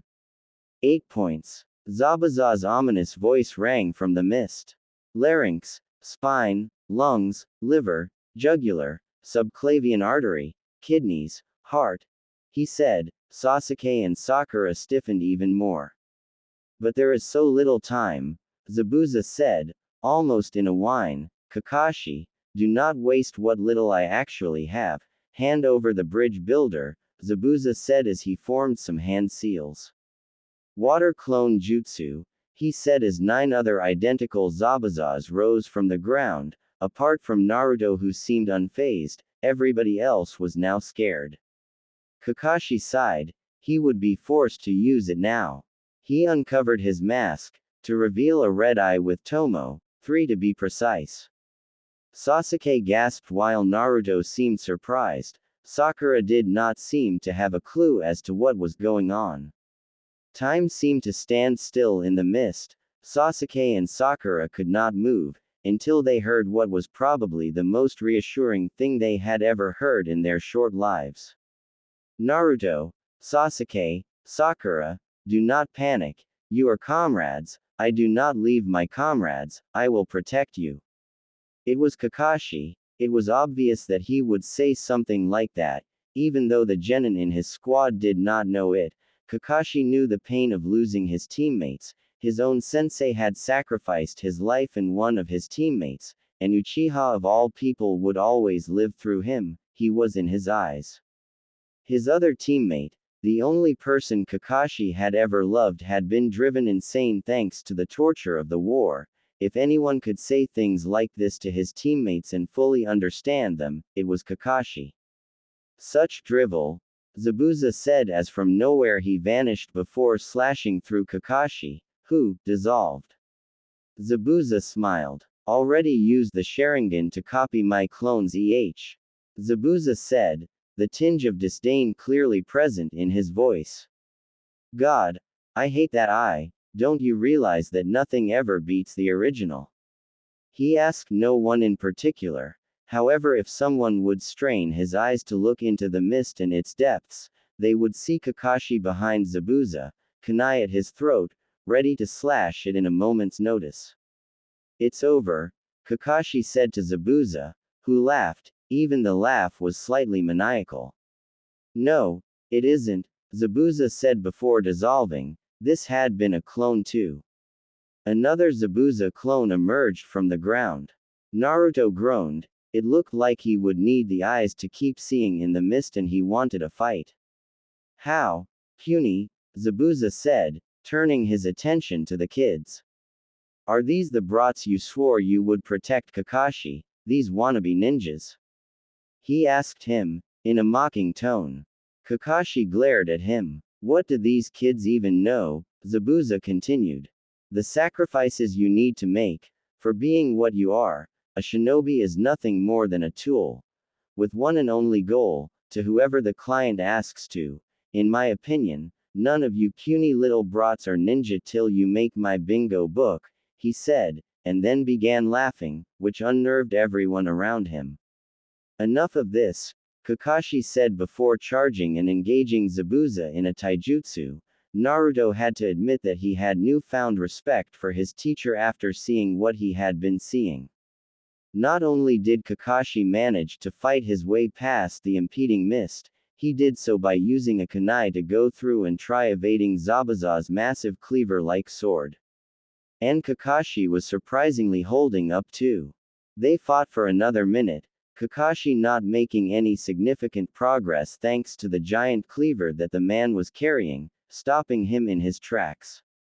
Kakashi jumped away into the water body nearby, not noticing the wicked grin that had crept up on Zabuza's face. However, Naruto did notice it, but could not make out why he had that grin. Was it because of the chance to use ninjutsu, or what was it? I will end this, Kakashi said. Here and now. Zabuza laughed. Oh Kakashi, I am way ahead of ya, he said as the Zabuza that was speaking suddenly dissolved and another Zabuza emerged from the water, right behind where Kakashi was standing, and before Kakashi could react, a water body had surrounded him. Everybody knew what that was, water prison jutsu. Kakashi had fallen for something really basic, and it was something Zabuza did not flinch once in pointing out. The man of 1,000 jutsu, done in by a technique so simple, he said laughing. Are all you Konoha Junin like this? He asked the genin who were now even more petrified. Sasuke and Sakura were. Naruto was still not as scared, even though Kakashi's capture had done the trick. It had unnerved him. That was the grin on his face, it was his plan all along, and Kakashi-sensei could not see it, Naruto thought. This guy is good. Now, your turn, Zabuza said. I won't need much to deal with you losers, a clone will be enough, the real Zabuza said, his one hand holding the water prison. Naruto realized that that was the hand that needed to be targeted.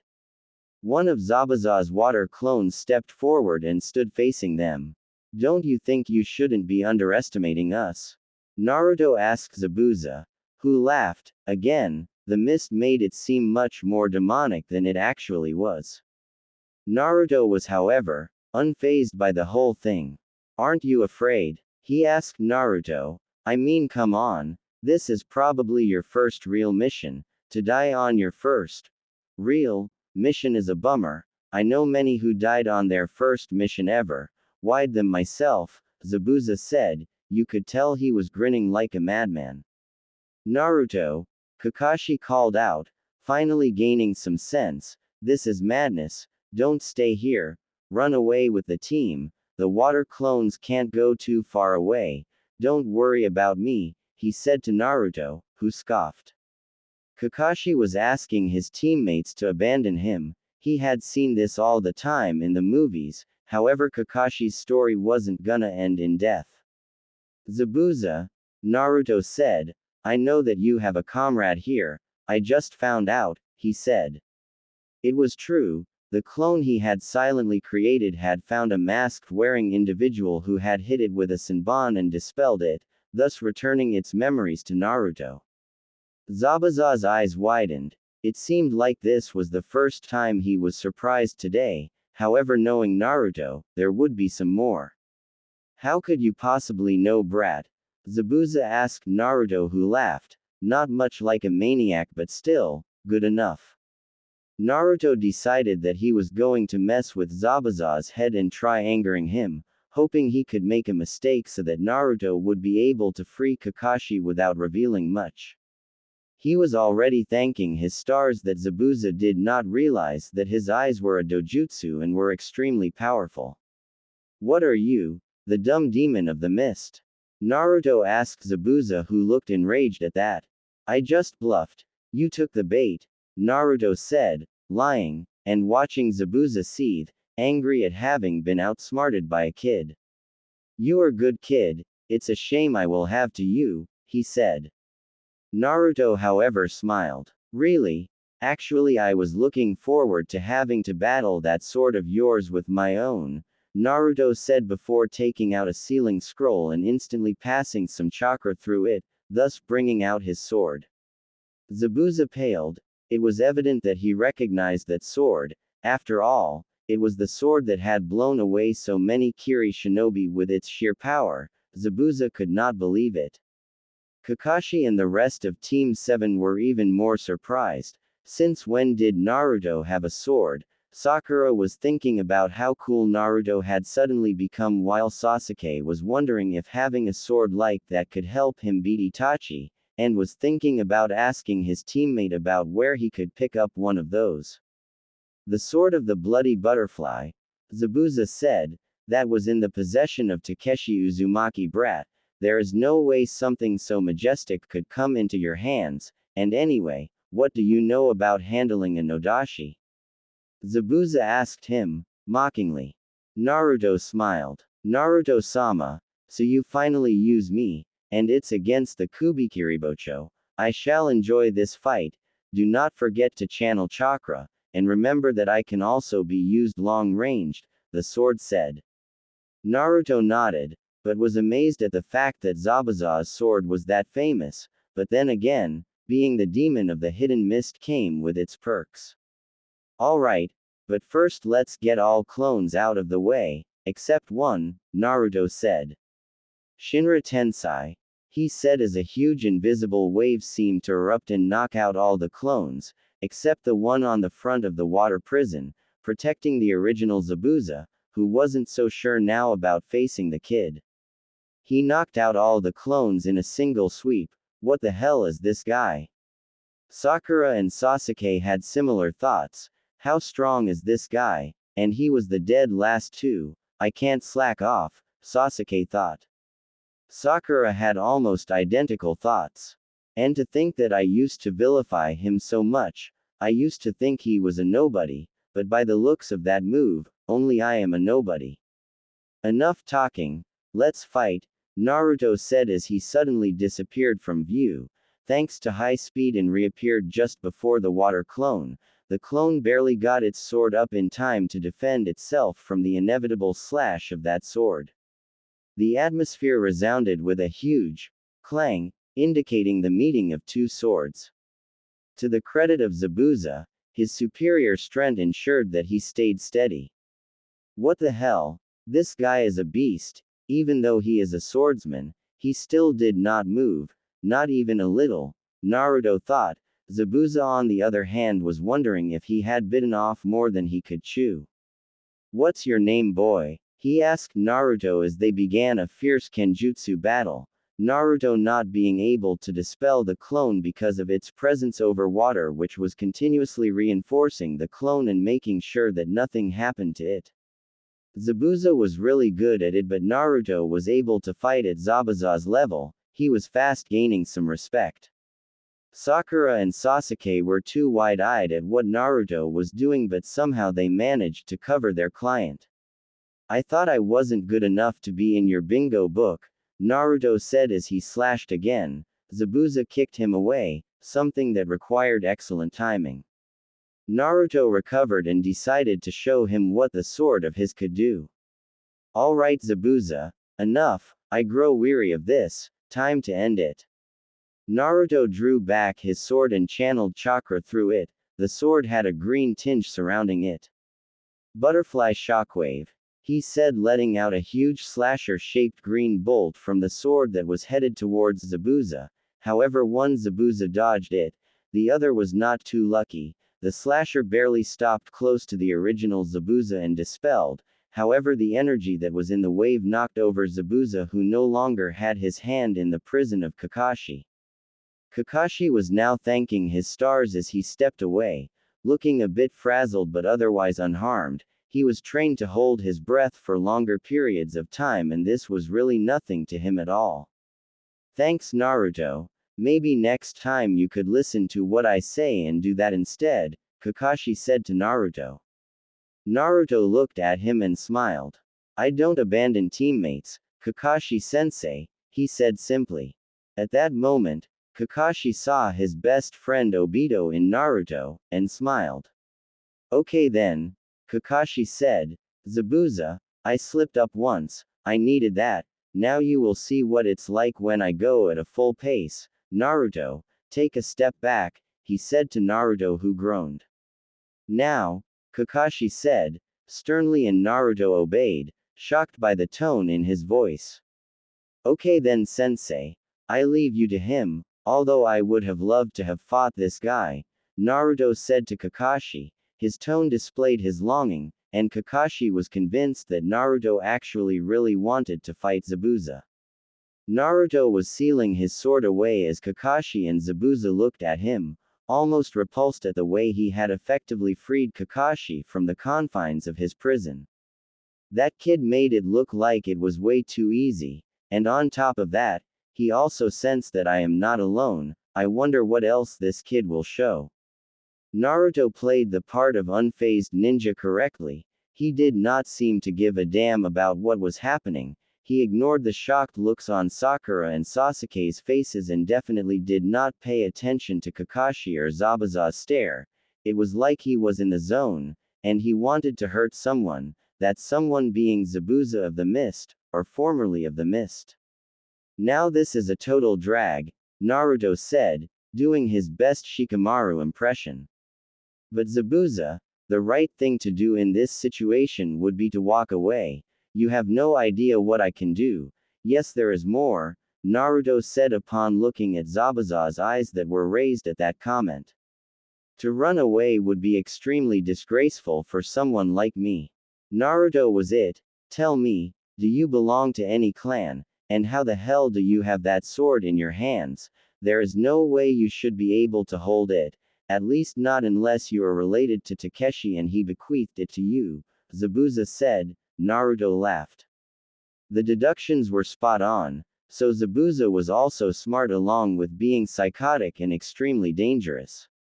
Nice going there, genius, you figured it out, Naruto said, mocking the deduction, even though it was correct.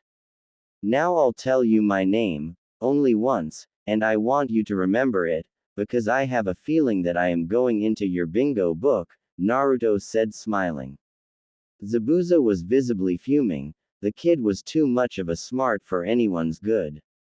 My name, Naruto said as he formed two hand seals. The atmosphere suddenly became a lot more stormy than usual. Kakashi's eyes widened at Naruto's use of a jutsu.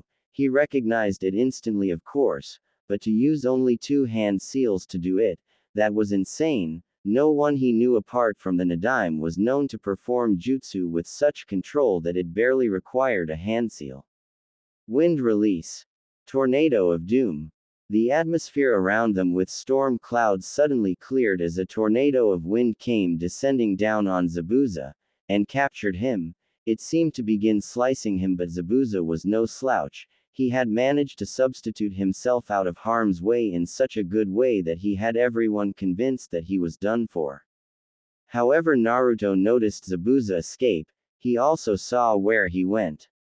Oh, not so fast, he said, but Zabuza had come out, hand seals and everything. Water style. Water dragon jutsu. Zabuza called out, and Naruto tried dodging. Key word was that he tried. Naruto seemed stuck in position, not being able to do anything.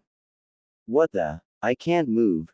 Naruto thought helplessly as a huge dragon made purely out of water and chakra came towards him. Naruto could no longer hear the screams of Kakashi, who was too far away to try pulling Naruto out of the way, and Sakura and Sasuke, who seemed concerned now, asking him to get the hell out of the way. Zabuza himself was shocked that the brat was not moving, and just then, Naruto, purely on instinct, formed a hand seal. The effect was immediate. It formed a sphere of energy around him that absorbed the water dragon that had just reached him. Just absorbed everything. Naruto could not believe his luck, however he realized what had happened. His eyes were using another technique, and he realized that they allowed him to absorb ninjutsu. That was really a fearsome technique. What the hell? Zabuza cried out, in shock. He could not believe that nothing had happened to the blonde brat. He had made it unscathed. A barrier had absorbed the jutsu. What on earth was happening? Enough, Kakashi said, seemingly fed up.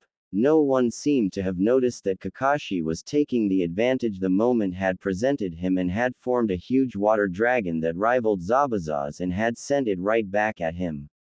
The last thing Zabuza remembered was being knocked unconscious due to hitting a tree. And soon enough, Kakashi had the hand seals done. His hands seemed to crackle with electricity. The target was a floating in and out of consciousness Zabuza.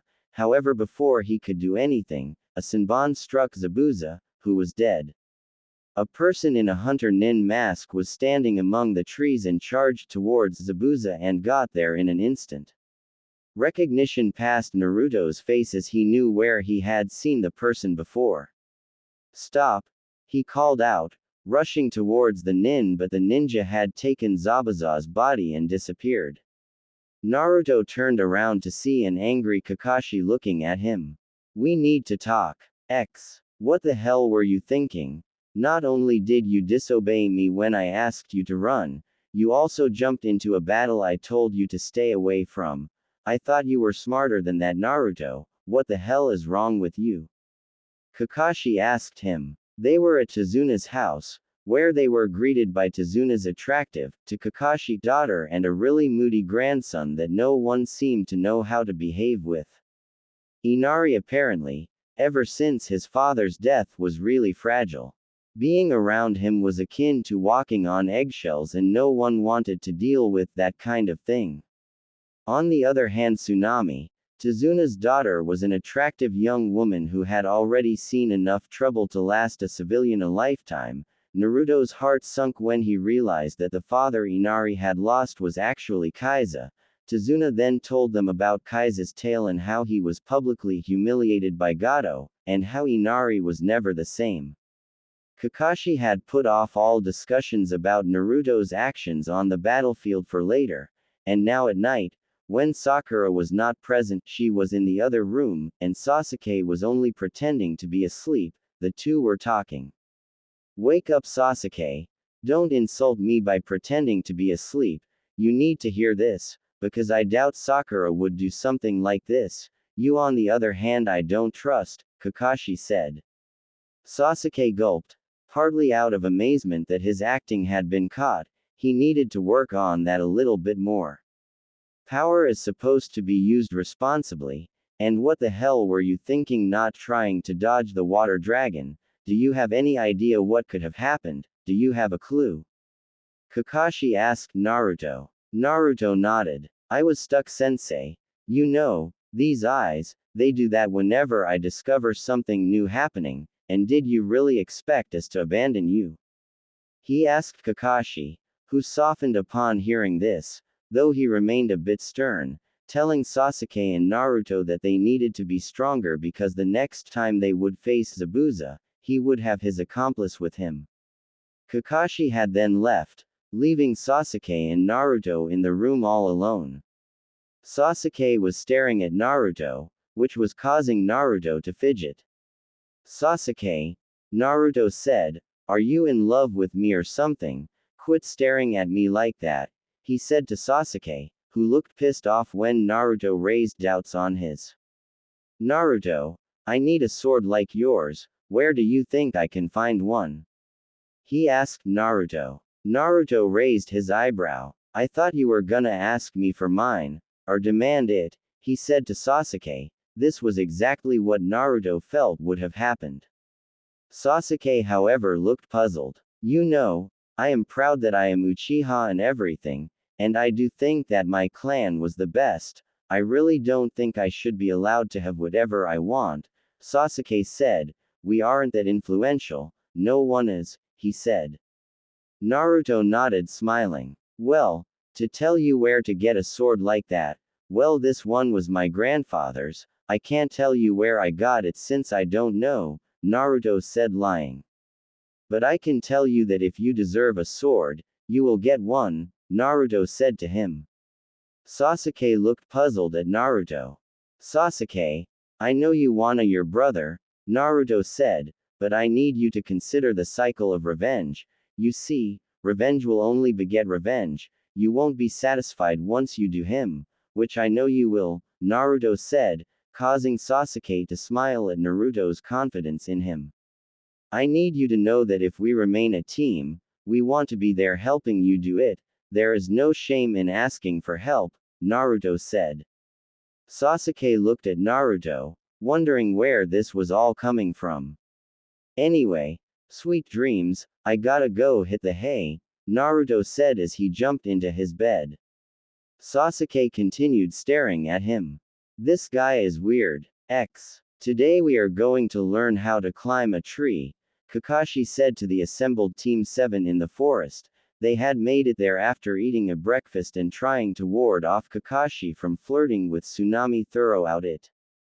Now they were in the forest and Kakashi had asked them to be more ready to face Zabuza and his accomplice, and decided to do so by teaching them tree climbing. Sakura asked Kakashi, but sensei, we already know how to climb trees, Sakura said, scratching her head in puzzlement while Sasuke, who was definitely considering this to be a total waste of his time, nodded.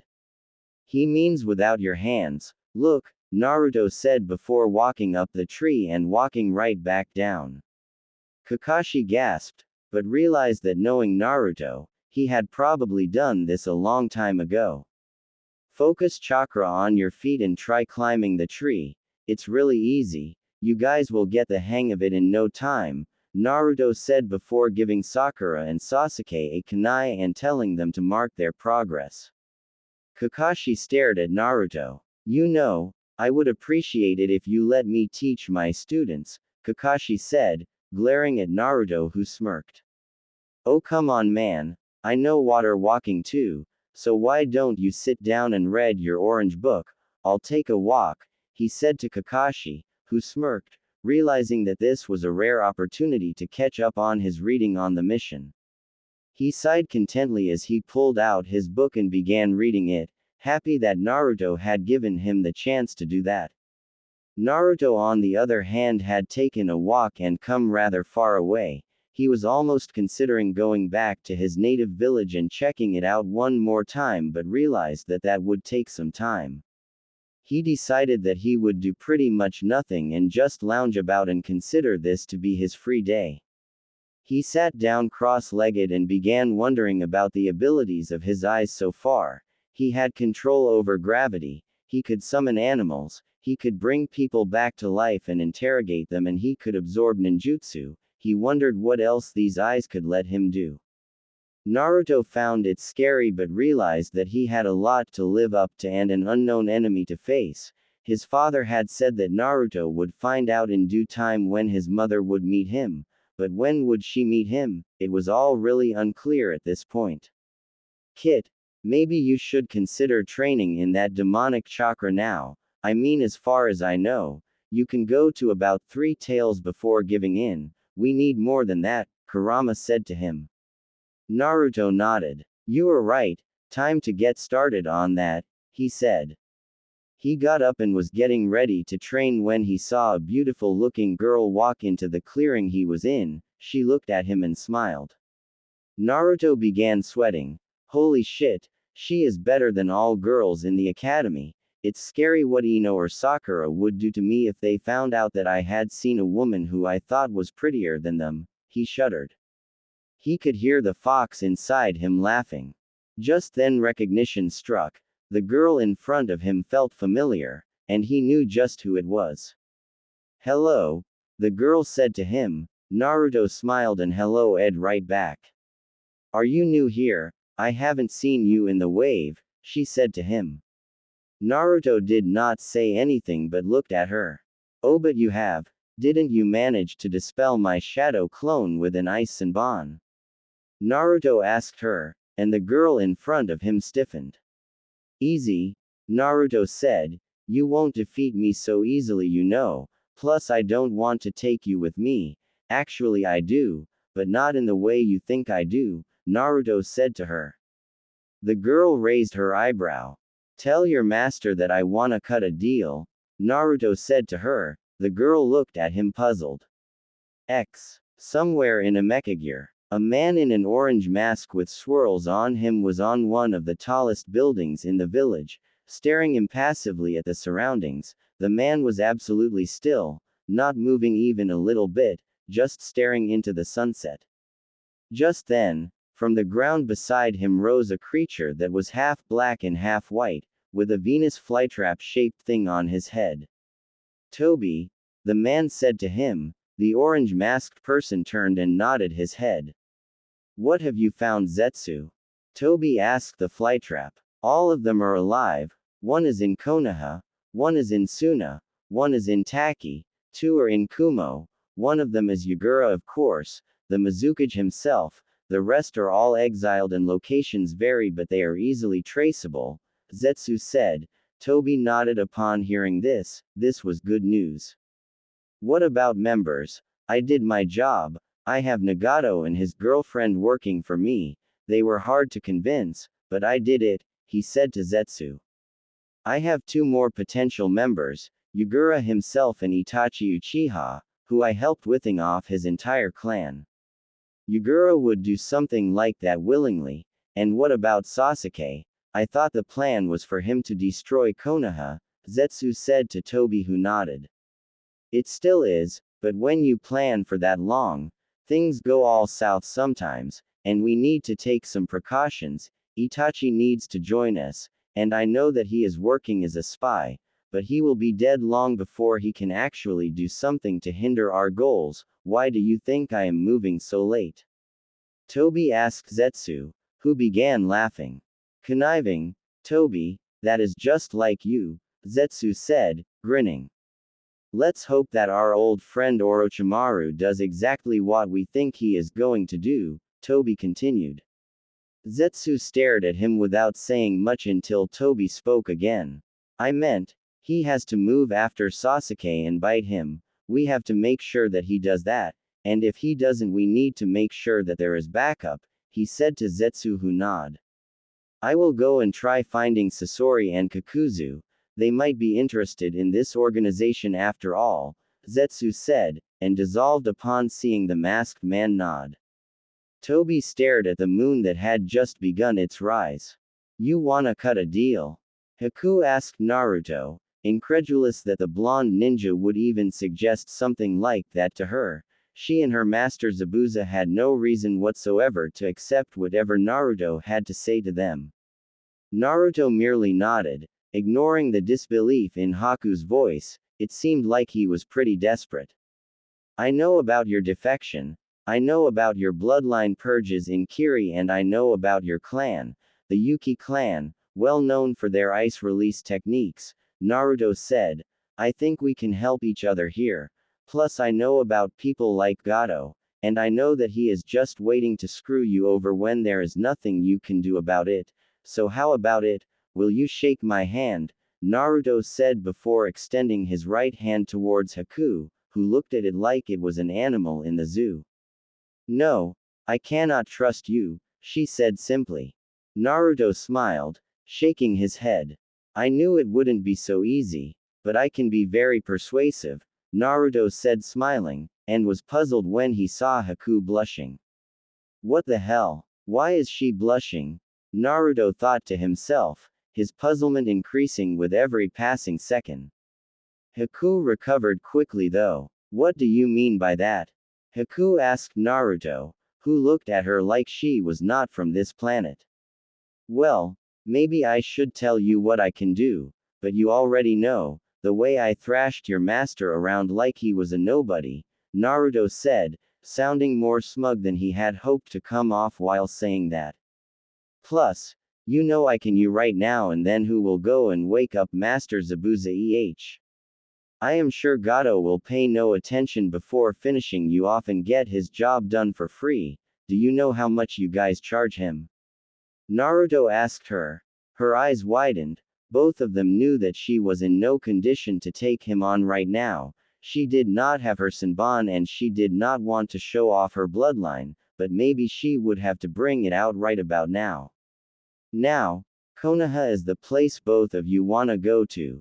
They respect bloodlines, unlike your Mizukage, and you will be welcomed with open arms. You know, Zabuza can finally have a place to call home and you can be with him. He said. Can you prove that Gato will us? Haku asked Naruto. I mean, you could be lying for all I know, and I don't wanna be the one to lead my master to his death thanks to you and your treacherous ways, she said. Upon hearing this, Naruto began laughing loudly, like a crazy person, and Haku began staring at him, almost scared. Fine, Naruto said, pausing, see for yourself, Gato is not too far away and maybe, just maybe he can be scheming against you guys. You know, I know where he is right now, Naruto said casually. Haku looked at him, curious as to how he found out where the shipping magnate was. Naruto just shrugged when she asked him. Haku decided that following him was worth a shot. Naruto was smirking. He had gotten extremely lucky. Flashback. It was 3 hours before Naruto had met with Haku, and Kakashi and Naruto were having a conversation about her, although they did not know who it was till then. I have my shadow clones, you know. They are combing the whole goddamn place. They will find the accomplice and then tail him, and I will try talking to him, because I know that they have good intentions. I know Gato is going to double-cross them. I will prove it to them and all the fighting will be avoided, Naruto said to Kakashi, who was doubtful whether Zabuza and his apprentice would switch allegiance and come without a fight. Kakashi had asked Naruto if establishing a friendship was what they should do in a situation like this, and Naruto agreed. He said that peace was all that mattered and Naruto needed friends so that he could hope to someday establish that peace. Kakashi sighed and reluctantly agreed. Meanwhile, some of Naruto's clones had discovered Gato and one of them had dispelled, thus alerting Naruto to his whereabouts. A local gambling place that Gato and his cronies had established from the money they had taken from the wave. However, they had not found Haku. She was hidden. Naruto had found her by pure luck. End flashback. It was a really murky place and the whole air smelled of alcohol. Haku frowned as her nose crinkled in disgust. Naruto, on the other hand, found the smell of sake really appealing. Maybe he would try it someday. Of course, there was no time for this. Both of them were disguised as two of the bandits, who Naruto had knocked out at the entrance and disposed of. The plan was for Naruto to approach as a ninja who was after Zabuza, and Haku, who would be hidden, would be listening in. However, they found out that Gato had just left. Naruto groaned, pissed off that his plans were going awry. However, he was lucky, as usual, when he found out that they were not that far off. Naruto and Haku both took off, hopping trees until they found Gato and his men in a clearing close by. They had taken a shortcut through the forest and Naruto looked at what the men were doing. His face paled as he saw all of them surrounding a woman, who was half. It was obvious what was happening. Naruto decided that the man who was humiliating her at the moment should not be spared. He decided that it was time to make his entrance. He looked at Haku and instructed her to remain silent. His belief in Haku's goodness was reinforced when he saw that she looked mortified at what was happening. Naruto transformed into a normal-looking person with black hair and had an intimidating air about him. Haku was awed at the fact that Naruto had transformed the aura around him and she presumed that it was one of his abilities. Naruto looked at Haku and raised his eyebrows. Haku nodded. Assuaged, Naruto decided to begin moving, and using his superior speed vanished. He reappeared behind the man who was trying to rape the woman and slashed his throat. Before anything could happen, the man was dead and Naruto had his knife around Gato's throat. The man was really a midget and was already whimpering, thus showing everyone just how powerful the person was. Who are you? Gato asked him. He was ready to piss his pants. Naruto smirked, leaking some more intent. Gato and his 5 men were all stiffening, unable to move due to the intent in the air. Does not matter, Naruto said to Gato, almost a whisper. He then looked at the woman, who was crying, her tears hitting the ground. Go, he said to her. The woman obeyed and got away. None of the bandits could say anything. Naruto paused and waited for her to be out of their sights. I hate rapists, he said when he saw Gato looking at the dead body of the henchman. Gato paled. He was worried that it would happen to him as well and he did not like that at all. What do you want? Gato asked him, fear in his voice. Naruto smiled. He hoped that this would work. I heard that you employed Zabuza Momochi. Now I do not like Zabuza Momochi very much, and I do not like the people who hire him too, so tell me, give me a reason as to why I do not you and your stupid little cronies where you stand, he said, leaking some more intent. Gato was not stammering. It's not like that, whoever you are, I plan to dispose of him once my job is done. As a matter of fact, if you want, I can tell you where he is, right now. I hired him and his lodgings are in my place. I will tell you, him, I will give you lots of money as well. I was going to him, honest, he said to Naruto, begging for his life. Okay, Naruto said, I believe you seem to be telling the truth. Zabuza should be dead in a fortnight, because if he isn't, Naruto said before vanishing and reappearing behind another henchman who hit the floor, dead. That's going to be you. Now get lost, he said to Gato, who looked happy to be out of there. Naruto waited till the magnate and his 3 henchmen were out of their sights. That's when Haku descended from the tree she was hiding in it. Happy? He asked Haku, who looked nothing but. She was looking at the dead bodies, obviously not very happy with what was going on. Did they have to die? Did you have to them? Haku asked Naruto. It was clear that she did not enjoying it all. Naruto shrugged his shoulders. I have before, plus are you telling me they did not deserve it?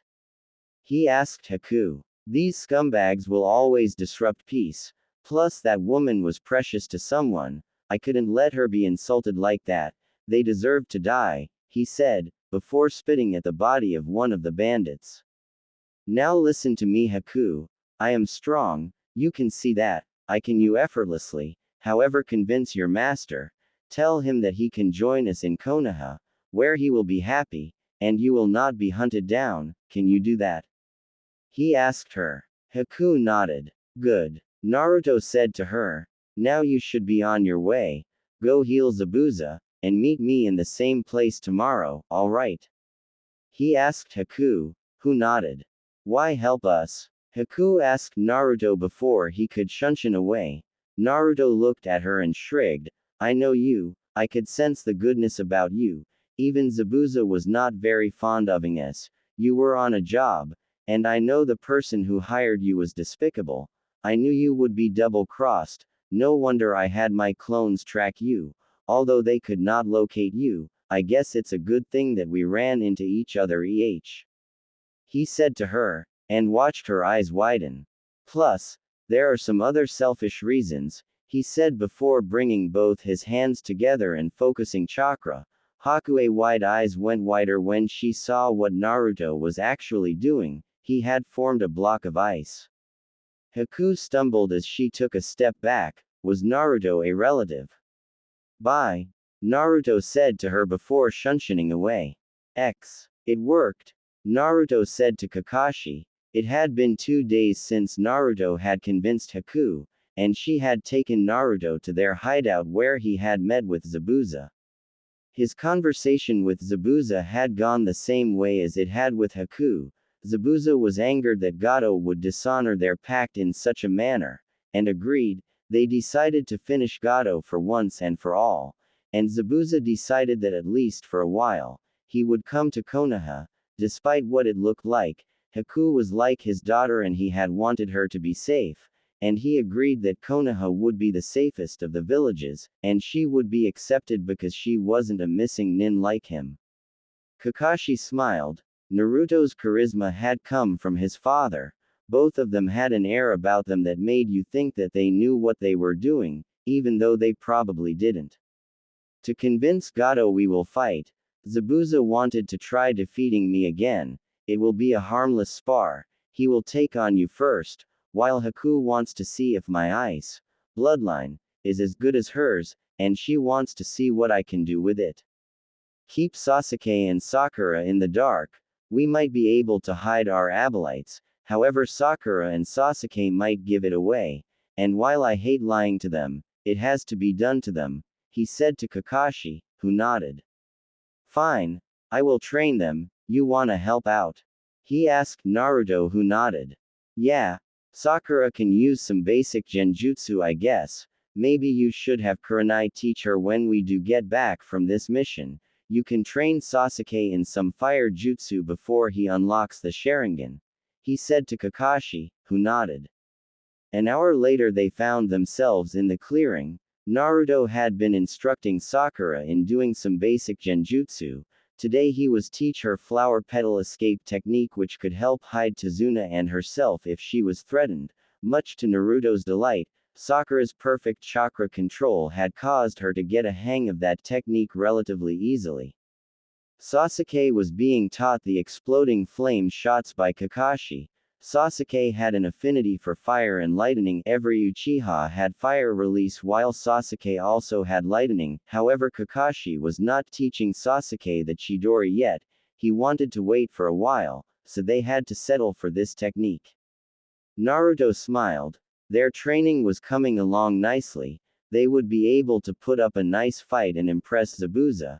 He couldn't, however, wait to see the look on Gato's face when he would realize that he was played.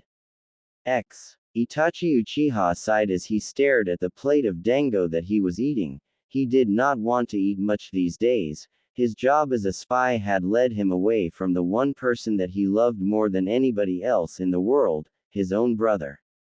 He was in the land of fruits, far far away from Konoha, and he could not help but think of the orange-masked person who claimed he was Madara Uchiha.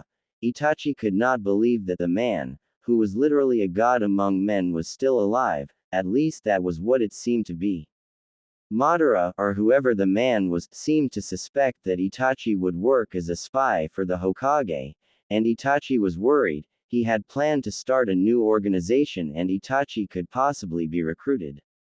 However, he stopped when he began sensing a really sinister chakra nature in the air. He knew who it belonged to. Orochimaru, he said, and the snake nin came out from the clearing. Itachi rose. What do you want? He asked Orochimaru, who laughed. Your eyes. Naruto sighed. Today was the day they would battle at the bridge. It was the day of their battle, at least mock battle, against Zabuza and Haku. They were supposed to do it till Gato would show up and trying them. That's when they would strike. According to Zabuza, Gato had been pushing Zabuza to get rid of the ninja brats. Naruto had to keep up his appearance and had once again threatened Gato in his transformed and intimidating form for the sake of keeping up appearances. They had to make it to the bridge soon and Naruto was feeling uneasy. He had left 2 clones back home to guard Tsunami and Inari, while he had made his way to the bridge. He was worried about the encounter he had had with Inari just the other day. Flashback. Naruto and Sasuke had just returned from training with each other and were absolutely famished, literally gulping down everything that Tsunami had put in front of them for dinner. Not caring about getting suffocated or otherwise, Inari watched all this with a look of disdain that went unnoticed by everyone. In short, the mood in the house was upbeat. Don't worry, Tazuna-san, Sakura said to the bridge builder, who was drunk again. Naruto and Sasuke and I have been training really hard and we will surely defeat Zabuza this time, she said confidently, while Naruto and Sasuke nodded, their mouths still full with the food they had just swallowed in a gulp. Kakashi and Sakura sighed at the display. Naruto and Sasuke had established a somewhat uncomfortable friendship over the past few days, and both of them were similar to each other in more ways than one. The happiness was shattered when Inari banged his hands on the table and looked at them, puzzling everyone as to why he had done that. Inari just glared at both Naruto and Sasuke. It's hopeless, you cannot defeat Gato, he said to both of them. Why even try? He is stronger than all of us and your enthusiasm is going to be your downfall, he said. Sasuke and Naruto gulped down all the food they had in their mouths. Sasuke looked pissed that an 8-year-old kid was calling him weak while Naruto made his feelings well known. Wow, you seem really confident. It's too bad that with an attitude like that you will never achieve anything in life, Naruto said to him. Sakura gasped. To her it seemed like Naruto had been too harsh with that statement while Sasuke merely smirked. He knew what Naruto was talking about. With hard work, one can achieve anything. Of course I would not expect you to understand that. You only seem to run away. You are always sad. I mean, what the hell would you know? Naruto asked Inari, who began shaking, with either tears or anger, but as it turned out, it was both. My father was a fool, died trying to play the hero, and you are a fool too, even you try being a hero, and guess what? There are no heroes, there will never be any heroes or any heroic acts, it's all a shade of gray, Inari screamed. I have had a tough life, he finished. Naruto was about to open his mouth when he heard Sasuke, of all people in the world, speak up, and speak up he did. A tough life. Sasuke screamed at him. My brother, the person I loved the most, murdered my entire family and made me relive it several times.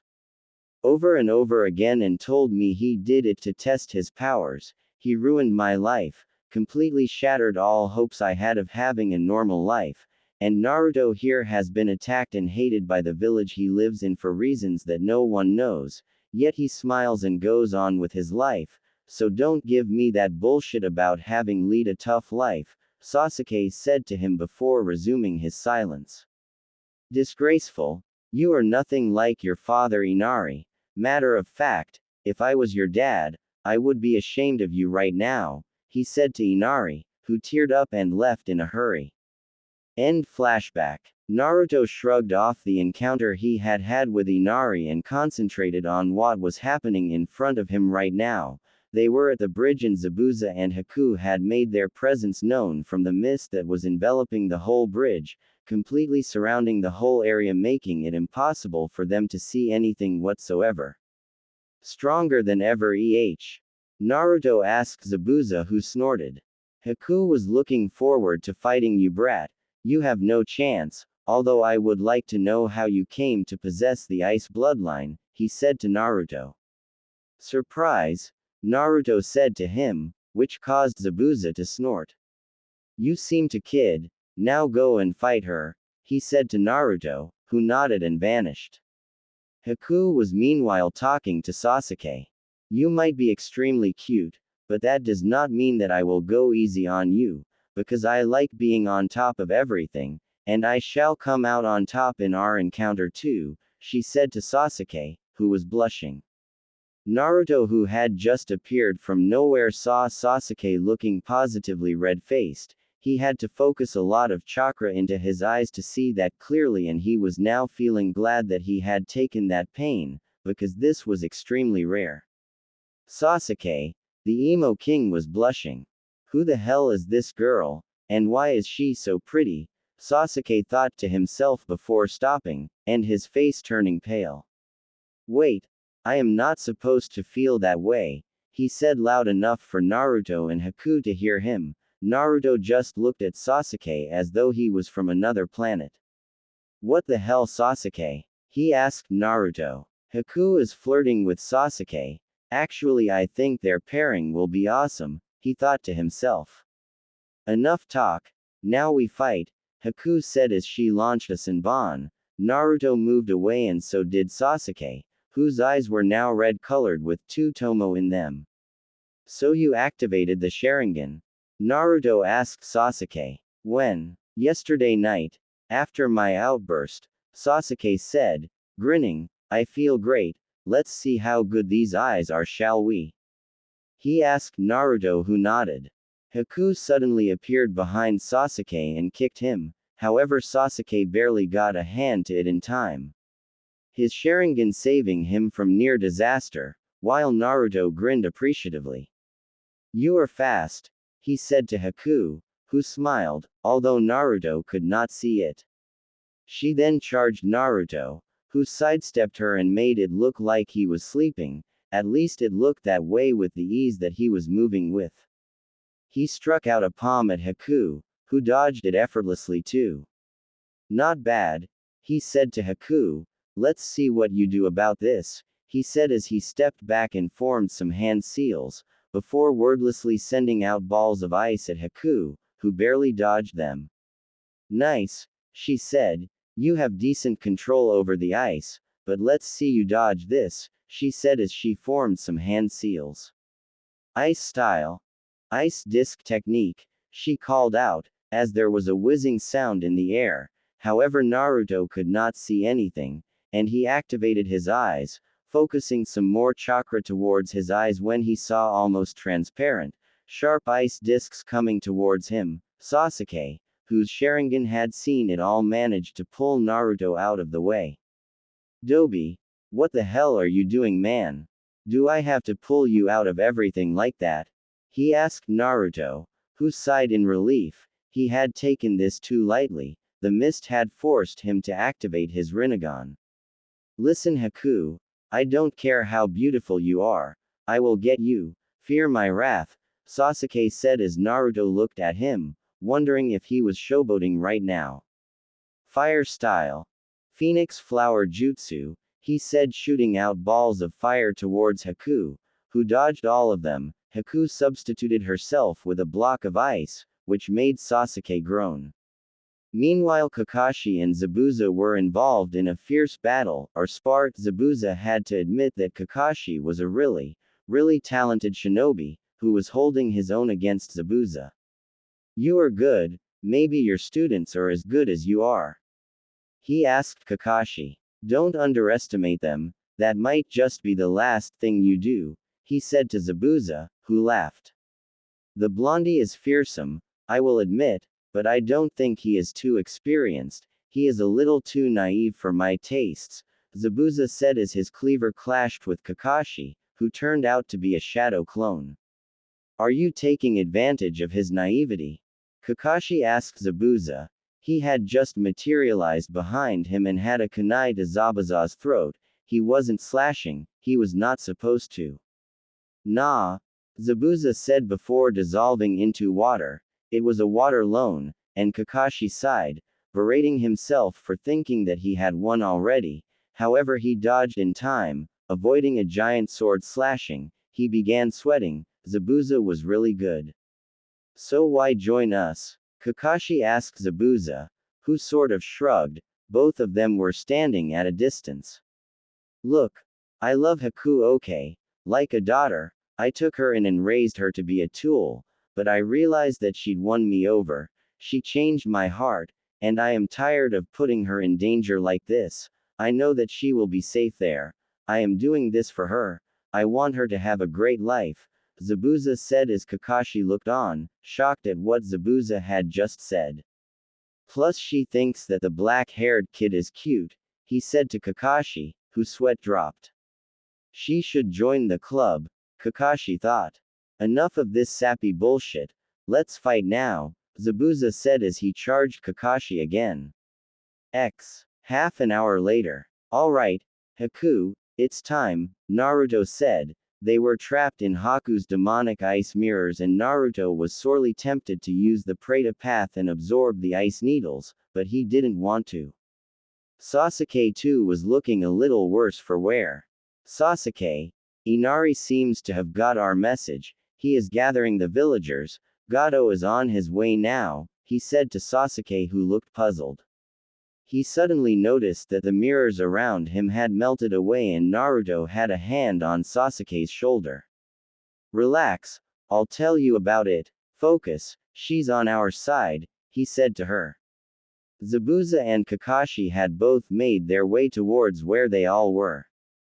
Alright, Zabuza, you lost the spar, so you can act like you are injured, he said to Zabuza, who snorted, obviously not happy with the whole arrangement. Sasuke, act like you are seriously hurt, Naruto said to Sasuke, who looked at him puzzled. Why? He asked Naruto, who shrugged. Sasuke shook his head. No way, I am not acting injured, you act injured, or tell Haku, he said to Naruto. Meanwhile Sakura, who was hidden all the time by a genjutsu along with Tazuna, had just shown up, puzzled beyond belief. Hey, what's going on here? Why are we all standing? She asked them. Tazuna looked curious too. Has the battle stopped? Sensei, why are we with the enemies right now? She asked him. Kakashi shrugged. Tell Sakura to act hurt. It's the most believable outcome, Sasuke said to Naruto, who glared at him, but Haku solved the problem by kicking him in the groin. Really hard. Sasuke cried out in pain as he doubled over, clutching his stomach. Why? He wheezed out. That was for being a jerk, Haku said to Sasuke. Sakura was seething at what Haku had just done. Meanwhile Zabuza had also lied down on the ground, waiting for Gato to show up, and sure enough, he did. Demon of the Hidden Mist You don't seem too special, Zabuza. I mean, you were defeated by kids, GATP said. He had shown up with 50 mercenaries. Gato then set his sights on Haku. Ah, the hot bitch that you carry with you, You know, I want her, he said, looking at Haku, who was kneeling down on the ground beside Zabuza, acting like she was healing his wounds and looking really injured. You were right, Zabuza said to Naruto, who nodded. Gato on the other hand ignored the whole exchange. He went on with his tirade. Maybe she will make a great whore. Oh wait, I will rape her and her. And Tazuna, your daughter will be a whore for sure, Gato said before giggling. Naruto began shaking with anticipation. Gato was gonna be screwed. Sasuke on the other hand was looking really pissed off right about now. Shut the hell up, you fuzzbag, he shouted, albeit too dramatically. Naruto groaned. Sasuke wouldn't make a great actor. As if a kid can tell me what to do, he said to Sasuke.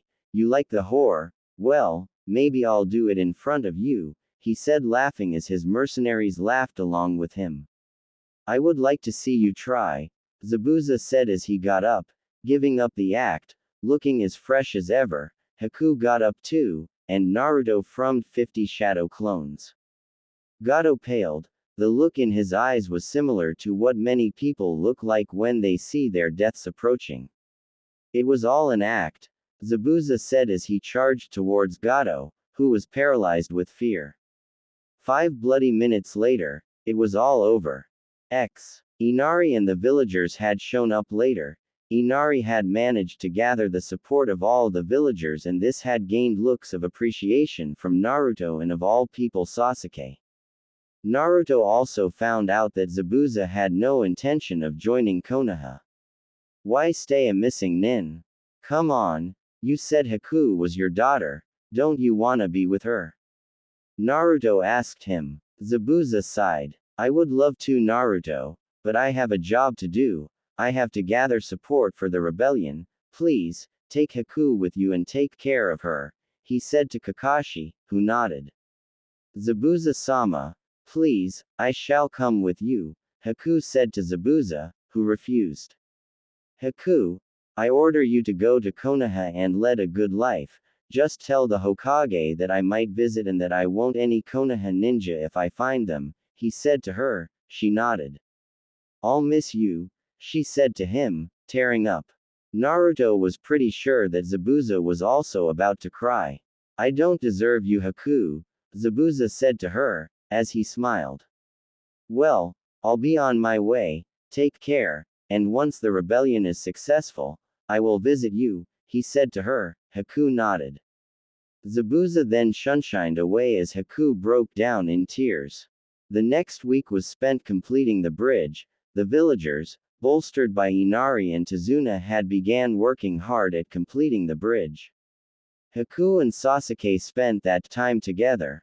Much to Sakura's chagrin, she couldn't believe that Sasuke liked Haku, while Naruto could not believe that Sasuke liked girls. Can you believe them? Sakura asked Naruto. I worked so hard to impress him and he starts liking Haku of all people, she said to Naruto, who nodded. Yeah, I know, right? I thought he had a thing for Kiba, he said as Sakura realized what that meant, and she was not happy. Don't insult Sasuke-kun, she said to Naruto as she tried beating him up. Hiruzen Sarutobi sighed. It was another day at the village, another one filled with paperwork, and he hated to say it, but he missed Naruto. The boisterous blonde had made things entertaining, but now there was none of that. However, things were getting more interesting. He sensed someone was in the room, and it was not Anbu. Itachi-kun, Sarutobi said. How nice of you to show up, he said as Itachi emerged from the shadows. I knocked out Kotetsu and Izumo, I hope you don't mind, he said to Sarutobi. Your Anbu are knocked out too, he said as he took a seat. That scares me, Sarutobi replied. So, I thought you wouldn't show up in the village for a long time, so what happened? Orochimaru is coming after my brother.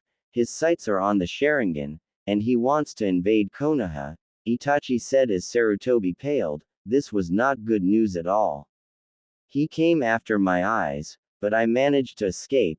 Don't ask me how, I am sure he will go after Sasuke next, he said to Sarutobi.